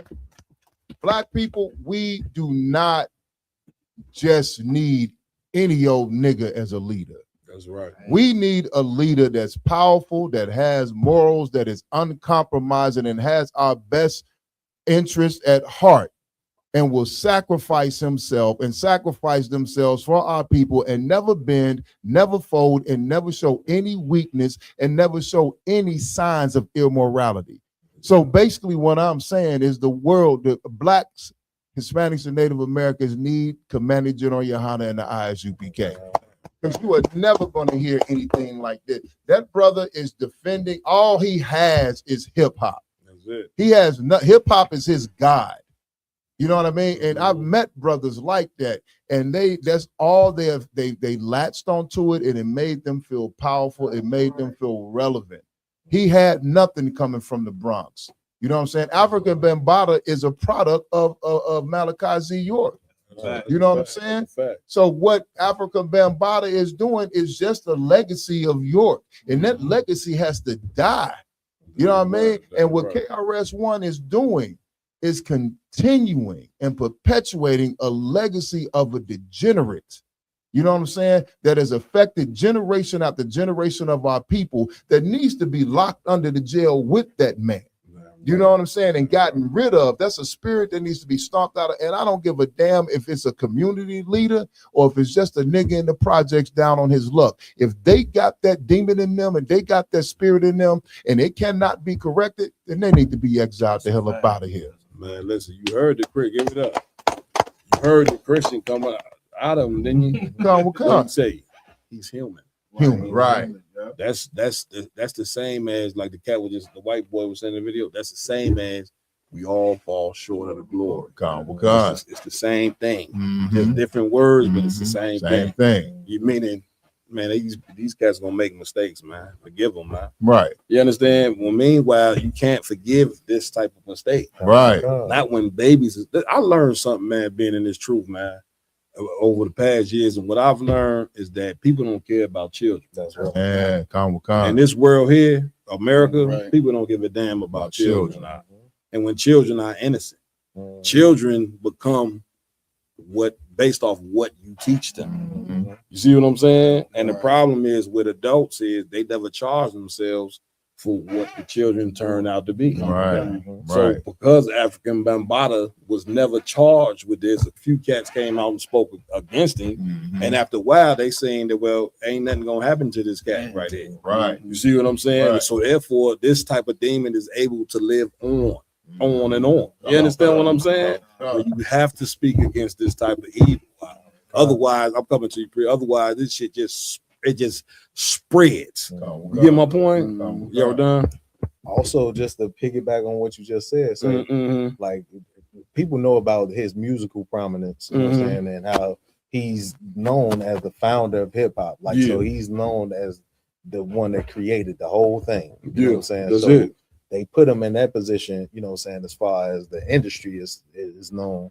But this cat was a prominent member of one of the biggest gangs in New York at the time called the Black Spades. That's right. And he was like in a leadership position as well in the streets. You know what I'm saying? So like just like what you're saying, out of one, not only, you know what I'm saying, you coming up against this cat and they not hearing your story, now you also got all of these gang members that's gonna do something to you about it. It's people that they said intimidation. It's people that they said that came out and spoke up against that cat and got thrown down flights of stairs in the projects because of the accusations that they brought to the forefront. That's it. So this is the type of fear that they pumped into his accusers, not even to let all the accusers have the strength to even come out and talk about it. He talking about 4 people. You know what I'm saying? But it was many more people. You know what I'm saying? Evil men holding great power. Holding power that they should never have. Yeah, I'm right. Please. One thing. I think even this is a great discussion. And I think, like Christ said, when I thought as a child, or when I was a child, I thought as a child. We still think as children. Here we go. We let somebody define our culture as music, sports, acting, whatever, art. That's what we're known for. We're not like what the scripture say, Cap. I just whose oppressors. I'm sorry, I might butcher the scriptures, but require the song from us. Like this is what we have become. No, that's not the culture. That's not the heritage that the Lord gave us. Yes, music is cool. Yes, this is that, but I don't even think it's that serious. When you move the music away from the situation, what do you have? A predator. Right. What do you have? A victim. Right. What do you have? Somebody that went against the laws that the Lord gave us. That's our heritage. Yeah, right. We're going to have to, in the UPK, that's what we built on that. We define who we are by the things that we do based on what the Lord said. The culture, everybody said, oh, do it for the culture. Do it for the, man, I got to go. Because what's that thing with Gucci Man, Cap? Gucci Man and what's the cat name? Pooh Shiesty. Yeah. And they thinking about, oh man, Gucci Man, you a snitch and blah blah blah. Yeah, that's a fact. They all in that world. That's not the world we need to live in no more. Right. Because I'm gonna tell you right now, in the UP, as a man in the UPK, a man that don't not even just a man in the UPK. If you listen to the UPK and you decided that okay, I'm not gonna live my life according to what they doing in the ghetto, because predominantly in the ghetto they sinning against the Lord on a daily basis. If you not in the old people, I'm sorry, the elders in our communities, they don't live by that. That's why they the neighborhood watch. They go tell. They telling on you, man. All we have to do is just separate, and that brings me back to that scripture I was thinking about, Cap, when we was talking about the other thing. Like we in a deep sleep, that trance. Scriptures say, "Awake, awake." What you got next? Come on. Last one we have up in the queue. So like, you mind if you play just a little bit more of this? I'd like to just move on. Is it something on my Look at that, Cap. He got a demon. Go ahead, play. I just deal with that. I just think for balance that everything, both perspectives should Look be at his given. face. Look at his face. He don't give a damn what she's saying. He remind me of so many gay niggas. Right. Yeah. They all got that same gay spirit. Yeah. That nigga is, Go ahead, play it. Respectful acknowledgement. Not against Africa Bambaataa. They're not Africa Bambaataa. No one's untouchable. No, yes, you are. What? We have to learn that. No, we have to learn that. No, our leadership has to be untouchable, or they're not leaders. What? They have to. Here's an example. Right now in America, there's a robust election going on between Trump and Hillary Clinton. I knew he was gonna bring Trump. Bernie Sanders just burnt millions of people that were voting for him. Millions, okay? He just sided with Hillary Clinton, okay? Do you see the game that's being played against us? Put us to the side.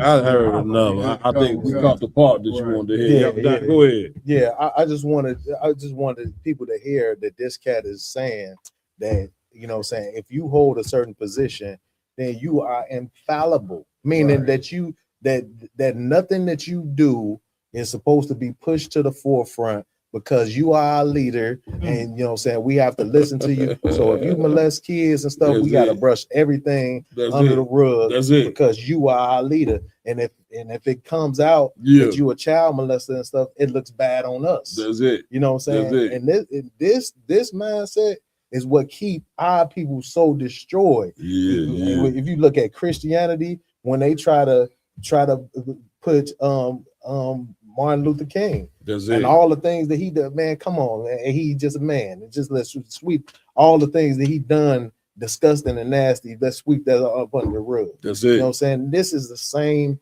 mind frame, and this the only way that we're gonna progress as a people as we start holding our leadership accountable for their actions. It was damn near like when he said that, you see no girl, she got quiet. Right. Because she couldn't even believe that this cat just said that. Yes, sir. Yeah, we don't. Our leaders, what he say? Like they untouchable. Yeah, the leaders are untouchable. Now, once again, what you have to examine is where does that type of culture come from? All of these churches. Let me tell you something. You better look at the church as the epicenter of Black people's destruction. It is the epicenter of it. You understand? Because it is the home of. This person in this church is prominent. This person right here can't be touched. It don't matter who he molested. It don't matter what adultery he committed. It don't matter how much money he's stealing from people. It don't matter if the preacher is selling drugs. That's right. He's held at a certain standard, and you better not come speak against our preacher. Then you wonder why, that gets spread through the community in itself. When you cannot, when the Lord said what? The leaders of our people, I'm paraphrasing, but the leaders of our people are the reason why we destroyed. Caused them, they caused us to err based on the leadership. So if Black people don't have no morals, it's because the people who teaching them ain't got no guts. You understand? Come on, BA, please. And I don't know if anybody else thinking like this. If Africa Bambaataa is dead, and he would be the preacher, in the Christian church, right? That's a Let's fact. say he's the Christian. If Rat was the Christian church, he was the top preacher, right? When he dies, who's now the top preacher? Is it KRS-One? And is KRS-One saying that he should be infallible? Because does he know he got shit that he doing that he shouldn't be doing? That don't come out?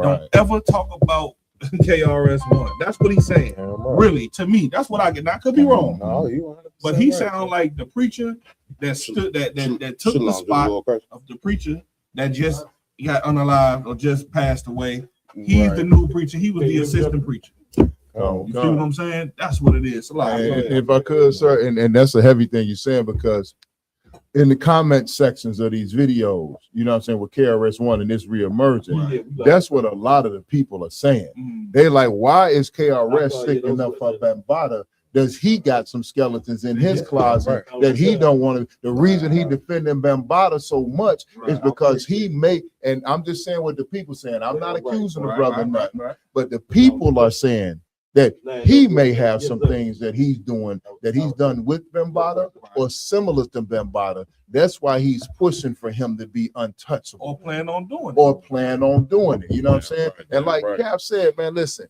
that's not how we operate as a people. We have never operated. Now, I understand we've been here in oppression. I understand that we've been whitewashed. We ain't even brainwashed. We've been whitewashed for 400, 500 years. But goddamn it, in our spirit as a people, we know that ain't right. We don't defend molesters. You know what I'm saying? We call out the molester uncle. We chase the molester neighbor out of the neighborhood. We try to get them niggas arrested. We don't defend no pedophiles. We don't defend no rapists. We don't defend no degenerates. We never have in our history of being here. You know what I'm saying? And in recent times, that brainwashing, that whitewashing has gotten so deep that we're starting to. But as long as the ISUPK on this earth, we're gonna fight that, and that spirit will never take prevalence in our neighborhood. Yeah, and I'll end with this. I don't want later on in that video, he goes on to read from a manual that he was writing called the Hip Hop Bible. I don't know. Yeah. And that's I'll just leave off. Yeah, so you get a chance, just check out that video in totality, man, because that was one of the most disgusting things that I've seen. That's it. You know what I'm saying? From that culture. Well, listen, man. Here's the thing: they got a such thing called cancel culture. KRS-One needs to be canceled. Right. Right. Let me tell you something. You can imagine how many cats that did, and if they was throwing cats down the steps, you know what I'm saying, for speaking, you know what I'm saying, against this cat, then that means the people was terrified. You understand what I'm saying? To say something, man. That's why you brothers and ancestors got to come in the ISUPK, because in here you're gonna get protection. And here you ain't gonna be intimidated by nobody. Damn, gang, pope, with whomever. No intimidation gonna be taking place. That's right. So I'm glad how you ended that. You know, coming into the school and getting protection. Damn right. And this story is about, you know, losing that protection. Damn right. We got a story about an individual, a brother, that ended up passing away earlier this week. His at least name in the world was Savon Dillon. You know, saying, of course, I don't know if you want to, you know, go into the backstory or whatnot. Please. This brother, he used to be in the Chicago school out here, like 8-9 years ago. We have a picture of him when he was an officer. We got we got the picture up. I put this up there. Yeah, let's show the picture of when the brother was officer. Go ahead. He I believe at the time he raised up to officer 500. His name was Muthaya. You know what I'm saying? He was a good soldier for the Lord. When we, like I said, back in the day, you understand, he was coming up strong and everything like that. But worldly things brought him back, and he ended up falling out the school. That's it. So when you see in the picture online, it's the brother that's on his knee. You understand? He came in. He was probably about, so we're talking 8 years old. He's about 20 years. He was probably about 20 years old when he came in. That's it. He lasted for about 3 years or so. Like he fought and got a rank up to 500, and then fell back into the world through the devil schemes and Eve. Well, listen, okay, and I used to counsel this brother daily. All right, and if I could remember, what I'm saying, what pulled him back into the world was he had a wicked bitch. Damn right. I got to call it like it is. Damn He right. had a wicked ass woman that pulled him out of the truth. And when she pulled the brother out of the truth, she ended up leaving the brother. Damn. So let that, Shocker. Shocker. Right. Spoiler. You see what I'm saying? Right. So let that be a lesson, you know, for you brothers, man. I know you love your rib. I love my rib. You know what I'm saying? I know you love them women, you love them wives and all that, brother, but they cannot come before this truth. Right. You understand? Christ said, he that love mother and father and wife and son and daughter more than me ain't worthy of me. You understand? When you love them more than you love the Lord, then guess what? That's going to be the one thing that pull you up out of here. Right. And that brother got pulled up out of here by a wicked woman. And when she pulled him up out of here, pulled him away from the brotherhood and the ISUPK, the most sincere brotherhood that you're going to find throughout. You ain't going to find no brotherhood better than this. You understand? A lot of y'all, you know what I'm saying? Y'all like to define brotherhood by money. Right. You know what I'm saying? That you see a bunch of cats with money. Them cats hate each other, man. The cats sleeping with each other, women, all that, jealous of each other, all of that. You get my point? But not up in here. And so to get pulled away from a brotherhood like this brother, it is insane. So she pulled her brother out, you know what I'm saying, of this brotherhood. And then, like the whore she was, she ended up leaving his brother. Right. And when she left him, it destroyed him. You get my point, because he had a daughter with this sister. So now he in a state to where he done been pulled out, he done been destroyed by the sister, and the brother could not find enough strength to make it back in here. And because he could not find enough strength to make it back in here, brothers and sisters, it cost him his life. And now we not bringing this out to glorify the brothers, but glorify this brother's death. We bringing this story out, you know what I'm saying, for those of you brothers and sisters who are in the truth, that you better take this as a lesson to never leave this. Because once you get poured, get that oil poured on your head, this is a blood oath. You understand? The Most High do not honor you turning your back on him. Because when you turn your back on the Most High, you turn your back on the plight of your people, and therefore the Lord is not having that, man. Hey, Calvin Khan, sir, if I could add, before this tragic event happened, the Lord visited him twice and gave him an opportunity to come back. That's a fact. I believe the brother was shot in the head. He was. And then was it like last year that the brother seen him at the library? Yeah, Common Con. So, go ahead, sir, we was going to, last year or the year before? Year before last, Cap, we were we had to alternate camp spots. So we went down on State Street, and you know how far that walk is from the parking lot. Well, that day we had a lot of cars, so it was a majority of the camp. You know what I'm saying? We walking back from State Street, we going to the library to use the bathroom. And when we come out, the brother is standing right there at the door. And it's about what? Also marked like 5, 6, maybe 7 of us. You know what I'm saying? And brother stopped, and he stopped us. Talked to us, you know what I'm saying? Saluted everybody. Khan on what Khan, sir, and tell Cap Marquardt, this, that, and the third, and blah, blah, blah. But over his bullet wound, he put a tattoo. You know what I'm saying? And brothers talked to him about coming back to the school. Yeah. And he said, I know, the Most High this and the Most High that, and I know I'm supposed to, and you know what the Most High, like he knew the punishment. He knew what he was facing. That's it. But the brother's demon, and then he pulled out a wad of money to show you what he was out in the world doing. That's it. You know what I'm saying? And he's like, I want to make a donation real quick. You know what I'm saying? Pulled out a whole wad of money. I think he gave brother like $20 donation. You know what I'm saying? And that's not here nor there, but the brother was completely back out in the world, hustling, doing whatever he was doing. Confessed to the priest of the Lord while we on our way to camp that he knew what was going on, that he knew what he went through was from the Most High. And he had no indications that he was ready to come back into the school, sir. And the odd thing about that brother, he didn't remember me, but I'll forever remember him. Because when I was searching for the truth, I came to the library I came to Harold Washington, and I diverted to the west side because Class A got changed, and we went to that library over there on the west side on Pulaski Street. And the first brother that ever poured me a drink out of the strength of brotherhood was Mathiah. That's the first brother in the UPK to ever pour me a drink. You know what I'm saying? That's the first brother besides Captain DeBar Mop. I'd say that's the second brother whose phone number gave me their phone number that was saved in my phone from the truth, sir. You know what I mean? He was my Cap was my point of contact. But that brother right there, we communicated back and forth a little bit before I disappeared for a couple months. You know what I mean? Before I left as a young man and came back. But I always remember that brother. You know what I mean? Let's get the story before we get into more points. Let's get the story of what happened to this brother. Khan.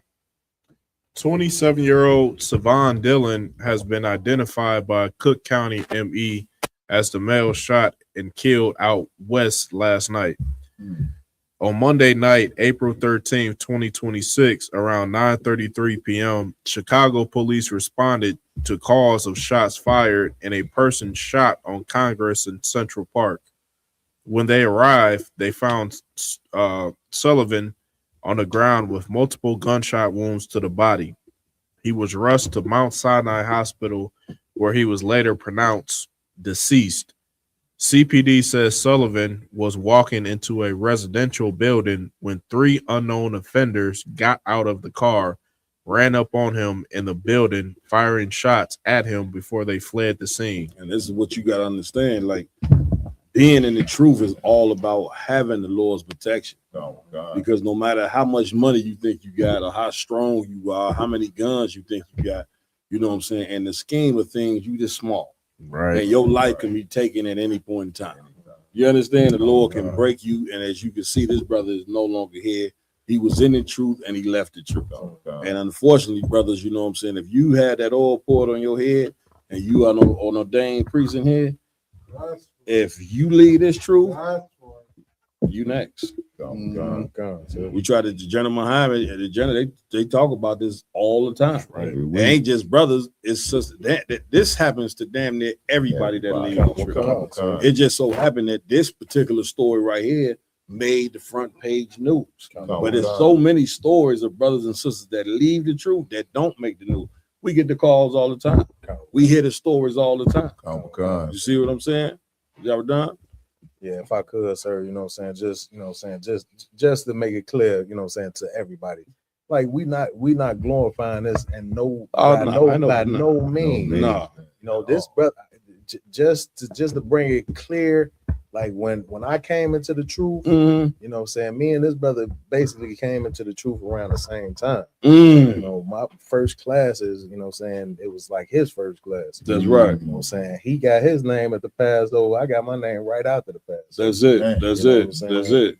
So it's, you know, and I had love for this brother. You know right. I'm not gonna, you know, by any means, you know what I'm saying, try to take that away. I had deep love for this brother because he was a young brother in the truth, and we spent a lot of time together. You know, that's good. That's it. Coming into the truth, rides here, there. You know what I'm saying? Different things we doing for the truth. So I got mad love for the brother, and we all know what happened to him. But we have to look at these things and internalize all of these things and understand that, you know, when you looking around your camp, that brother is in your camp. That same type of brother is in your camp. That's it. You as a man, you know what I'm saying, and this truth that we in, we have to make sure that we on point, we doing what we supposed to do in this truth to deviate brothers like that from going back into the world. Get it, brother. Get y'all down here for that. Let me tell you something. As a real leader, you just can't take the good. Right. You got to take the bad. And as a leader, I charge myself. And that with this brother, I did not succeed in.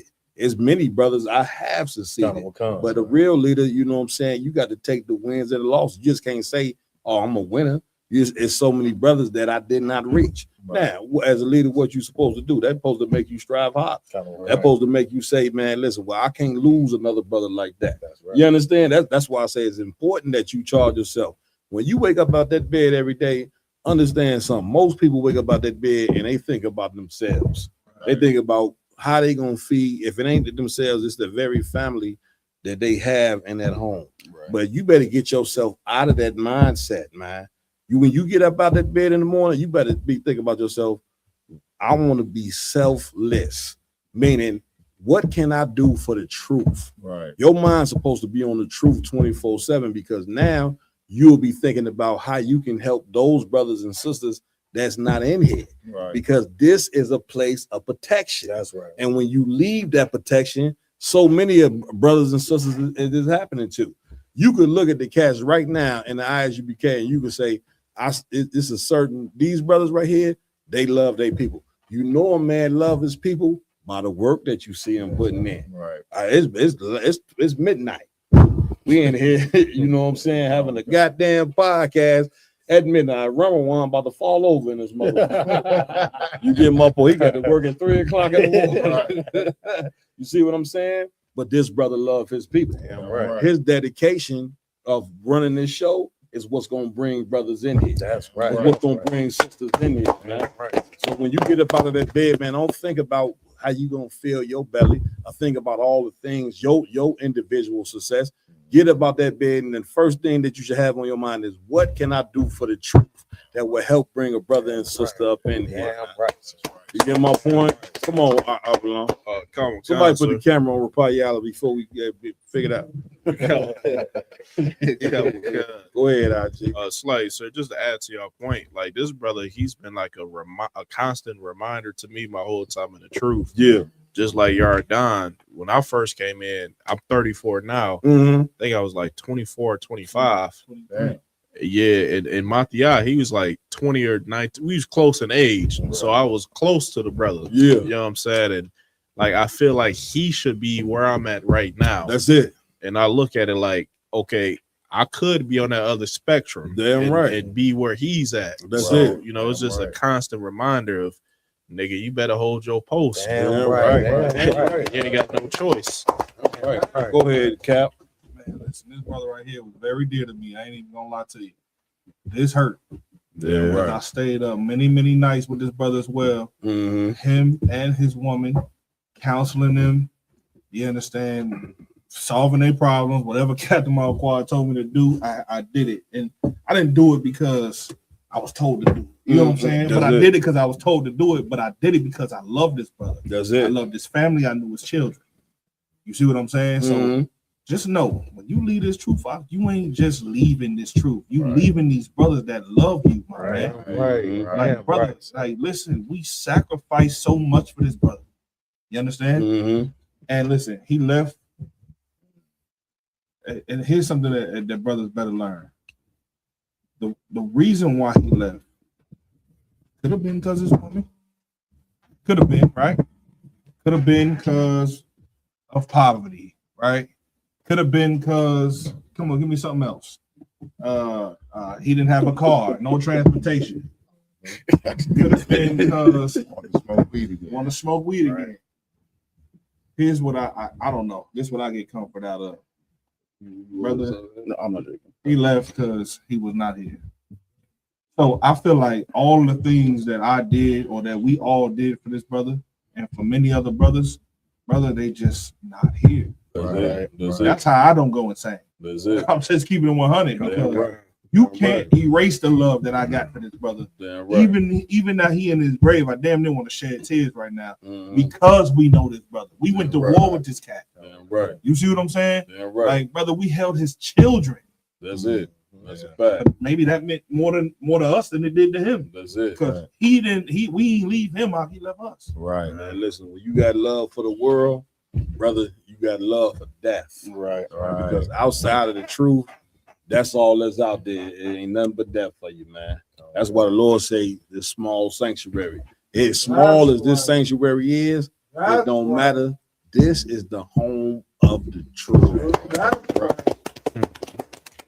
I'm coming to you, Father. Go ahead. If I may, like, you know, some people take it in their minds, they might take advantage of that word called grace. And that opportunity the Lord gives you to get yourself correct. Right. You understand? Which is a beautiful thing. Like the Lord showed us enough mercy because Christ did what he did, gave us enough time to get ourselves together. That's it. You understand? Then you come into the school, you found your safe haven. You understand? You don't know how much grace or what time the Lord gave you to get yourself correct. Come on. So once you become correct in this truth, you know, get that oath and everything like that unto the Lord. When you leave, that clock starts continuously running. That's it. You understand? You found your safe haven. That time, that grace, it stops. That's It's it. on pause because you're safe. You're in the haven. But Mhm. once you leave, that clock continues counting, and the Lord's counting your number.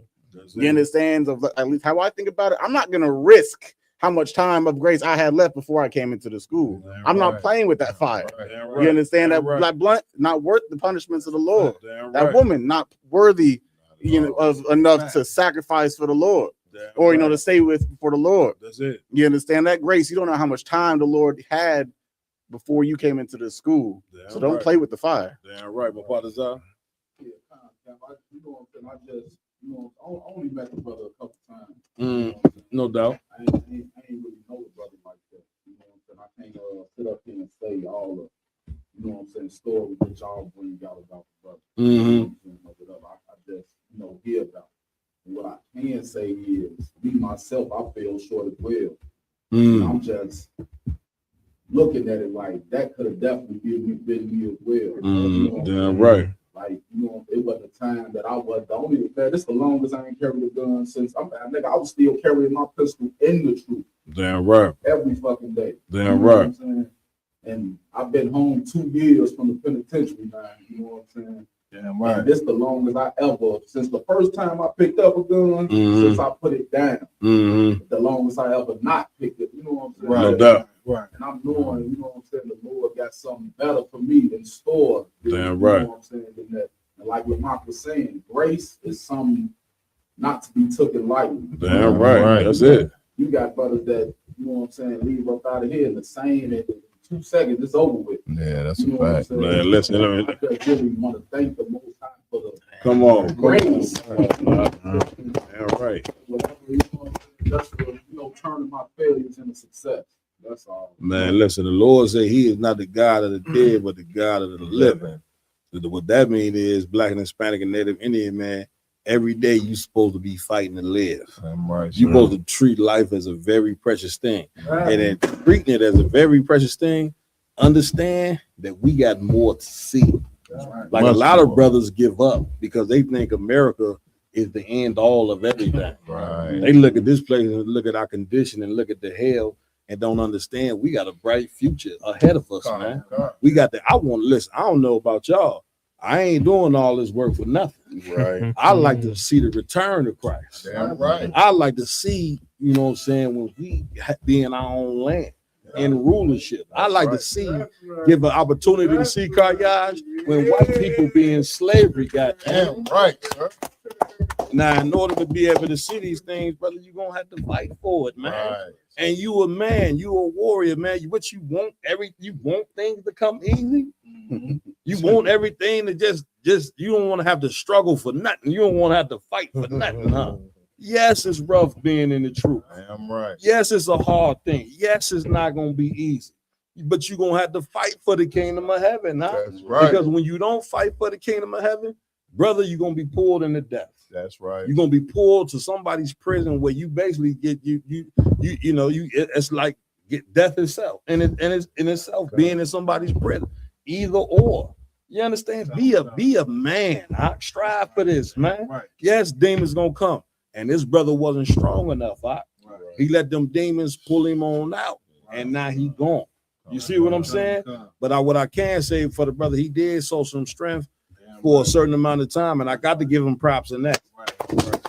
He showed some strength, rose up to an office of 500 up in here, which ain't easy. Right. You see what I'm saying? He did serve the Lord for a time.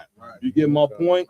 He just didn't finish. You know what I'm saying? But we gonna finish for the brother. That's right. Lord allow the Lord show him mercy, and when Christ return and that last trump, hopefully we see the brother on the chariot. I don't know. You know what I'm saying? Lord allow. You know what I'm saying? I could capture one thing. Like, listen, there's a reputation that a man has. All men have one beginning and one ending. You understand? How you leave should be what you think about on an everyday basis. Because if you look at the Maccabees, right? That brother sparked a revolt, and he led a revolt, and he died. When he died with honor. He died with a legacy. We're still reading about it today. Then there's brothers who did not follow Judas Maccabees, and they went into the wilderness camp, and their story is they died on the Sabbath day because they didn't want to fight. Well, I'll choose what happened with Judas. I'll take that. You understand? I'm gonna fight with these brothers who will never bow their knees to bow out. Because what you saying so heavy is this: when you leave that strong legacy, when you die, the men who living as of your people, they're gonna draw strength from your story. Right. They're gonna say, my God, man, he went through trials and tribulations. You dead in the ground, but it's gonna be a brother that read it and say, man, I want to be like this brother here. Right. You see what I'm saying? Yaradon, you know what I'm saying? DA, Lamont, all the rest of it, Karyas. They gonna read your story. I don't know about y'all. I want to be written in the new records. Come on. Damn right. Come on. You know what I'm saying? And listen, brother, you know we all done been through some painful things in here. But one thing you can guarantee, Captain Marquardt ain't never been the truth. That's right. I don't give a damn what in the hell ever did. 2 blades chopped off. Nigga, I'm gonna be in here on the wheelchair talking about, man, listen. You get my point? Because I know when Christ return, I'm gonna get them legs back. Right. Get my point? Right. Faith is a very important thing. If you don't have faith, we will never achieve what it is to be free. And right now we have to accept we in slavery. We under mental slavery like something you cannot believe. Right. And in order to get out of this, you know what I'm saying, we're gonna have to fight and we're gonna have to work for it. And that start with believing that it's possible for us to get free. You have to have faith that it is a nigga God. Again, if we know it's a nigga God, we know that the Most High is the only God that's out there. But say you a person that don't believe in the nigga God, well, nigga, you better find some faith and create it. Damn right. That's right. You listen to this podcast right now, you better say, I listen to it. You go in the closet and say, man, Lord, if you real, I want you to deal with me from here on out. I just watched a podcast where some niggas sitting around a round table just told me that God is a nigga, and I want you to show me that from here on out. And I guarantee you, as a prophet of the Lord, the Most High going to show you that what we saying is real. What you got next? All right, with that, man, it's been one hell of a show. You know what I'm saying? We did what I did. Lamar, you got any announcements? Come on, sir. As always, make sure to like, follow, share, subscribe to all Round Table of Truth social media pages out there. RNU. You understand? Tomorrow we will be at 47th and Ashland at noon until for camp. You understand? Waking up the people of Israel. That's right. Next weekend we all gonna need a cup of coffee in the morning. Oh yeah. Everybody gonna be working out. Niggas I'm getting tired. no, Cal, I'm getting to it. I'm gonna roll over to a cup of coffee and get to it. Right back. We up. We doing it. You gonna need a cup of coffee with some espresso. and a little shot of something in there. Go ahead. Come on. Next Saturday, the Round Table of Truth will be a part of the Black Effect Podcast Festival out there in Atlanta. And then April 25th, next weekend. You know, so make sure to look out for us. And following that, on May 2nd, we'll be out there in Kentucky for the Kentucky Derby. Damn right. Just shout out to Officer Amawanga Bar. You know what I'm saying? Brother did a hell of a job. He had a couple of cats, you know what I'm saying, that left the truth, left their post, like we talking about with this brother here tonight, or whatever. They better make their way back. Right. You know what I'm saying? They'd be the next ones you read about. But with that being said, that brother held on to his post. You understand? And you are instructed as a man in the military to hold on. You ain't just holding on your post for yourself. You holding on your post for these babies, man. Right. For these 2-year-old and 3-year-old and 5-year-old babies that you don't even know, but like General Yohana say, nigga, they a black man like you, and it's worth something. Damn right. God damn it. You the tool there, the Big West Boston Mayhem Radio. I got that covered there. Get me right with Partizan. Listen, man, I also want to give it up, you understand? Officer Yaradon, give him a hand. Easy. You got any more announcements? Any announcements? Yes, sir. If I could, you know what I'm saying, pay your tithes, you know what I'm saying? IRCPK.com. 10%. 10% of all your increase, you know what I'm saying, goes to the man of the Lord. You know if you don't pay your 10%, I'm going to send Iwalam. I'm going to send Karyash. And that's it. And a few of these other Kayash looking for a reason to use them guns. Man. He's looking for a reason to use them guns. Pay your tithes, or I'm sending them guys to come get it from you. All right, go ahead. Also, if you're looking for any give, you know what I'm saying, go to diversitymall.com. That's all I got, sir. Man, give it up, give it up. You went the black on black, man. I ain't even gonna lie to you. Where the True Brad? Salaki. True got up out of here. Oh man, that brother got on the tight, man. That joint tough. That's a leather on leather. Yeah. Also, too, you want to give it up to Officer Iowa Lumber by any announcement? So this brothers out there that's watching, man, it's gonna be a UPK summer. We got all kind of events. Right. I mean, events. Then Cap, you know, we got the famous Midwest tour. We're gonna be in every city. We have the cookouts. I mean, if you ain't in the school, I don't know what you're doing. What's wrong with your life? Come on. Man, listen, you in this truth, man, get busy with that work. Right. You know what I'm saying? Get out there and make it happen. You know what I'm saying? Right. Also, Officer Mayad, give him a hand. Any announcements, Mayad? Hey, if I could, sir. You know what I'm saying? No matter where you are in the world, you know what I mean? Go to isupk.com. You know what I'm saying? Find a local school in your area and get into classes. We got classes Monday through Friday from 7 to 9. Free classes Monday through Friday, 7 to 9. Remember, the ISUPK is not some local organization. We are international, worldwide. You know what I mean? Right. So no matter where you at in the world, you can, if you're Black, Hispanic, or Native American, you can find a class and you can get into this truth and change your life. Let me just say this. Your preacher every Sunday, you giving him double tithes. Double tithes. 1,000 plus 1,000. And right. You know what I'm saying? You giving him all that money and he teaching you how to be wicked. God. And we come in here and we ain't charging you a dime, and we teaching the man, brothers and sisters, how to be righteous. Damn right, and ain't charging you a quarter. That's right. I just wanted to say that how backwards this world is to where the men that's teaching you how to be evil, man, you giving them all the money. Yep. And because you giving the black community is giving these preachers all the money in the world, these niggas got private jets. They got alligator shoes that cost $10,000. Right. They got houses in every state. Come on. And they teaching you how to be a sinner. Nice.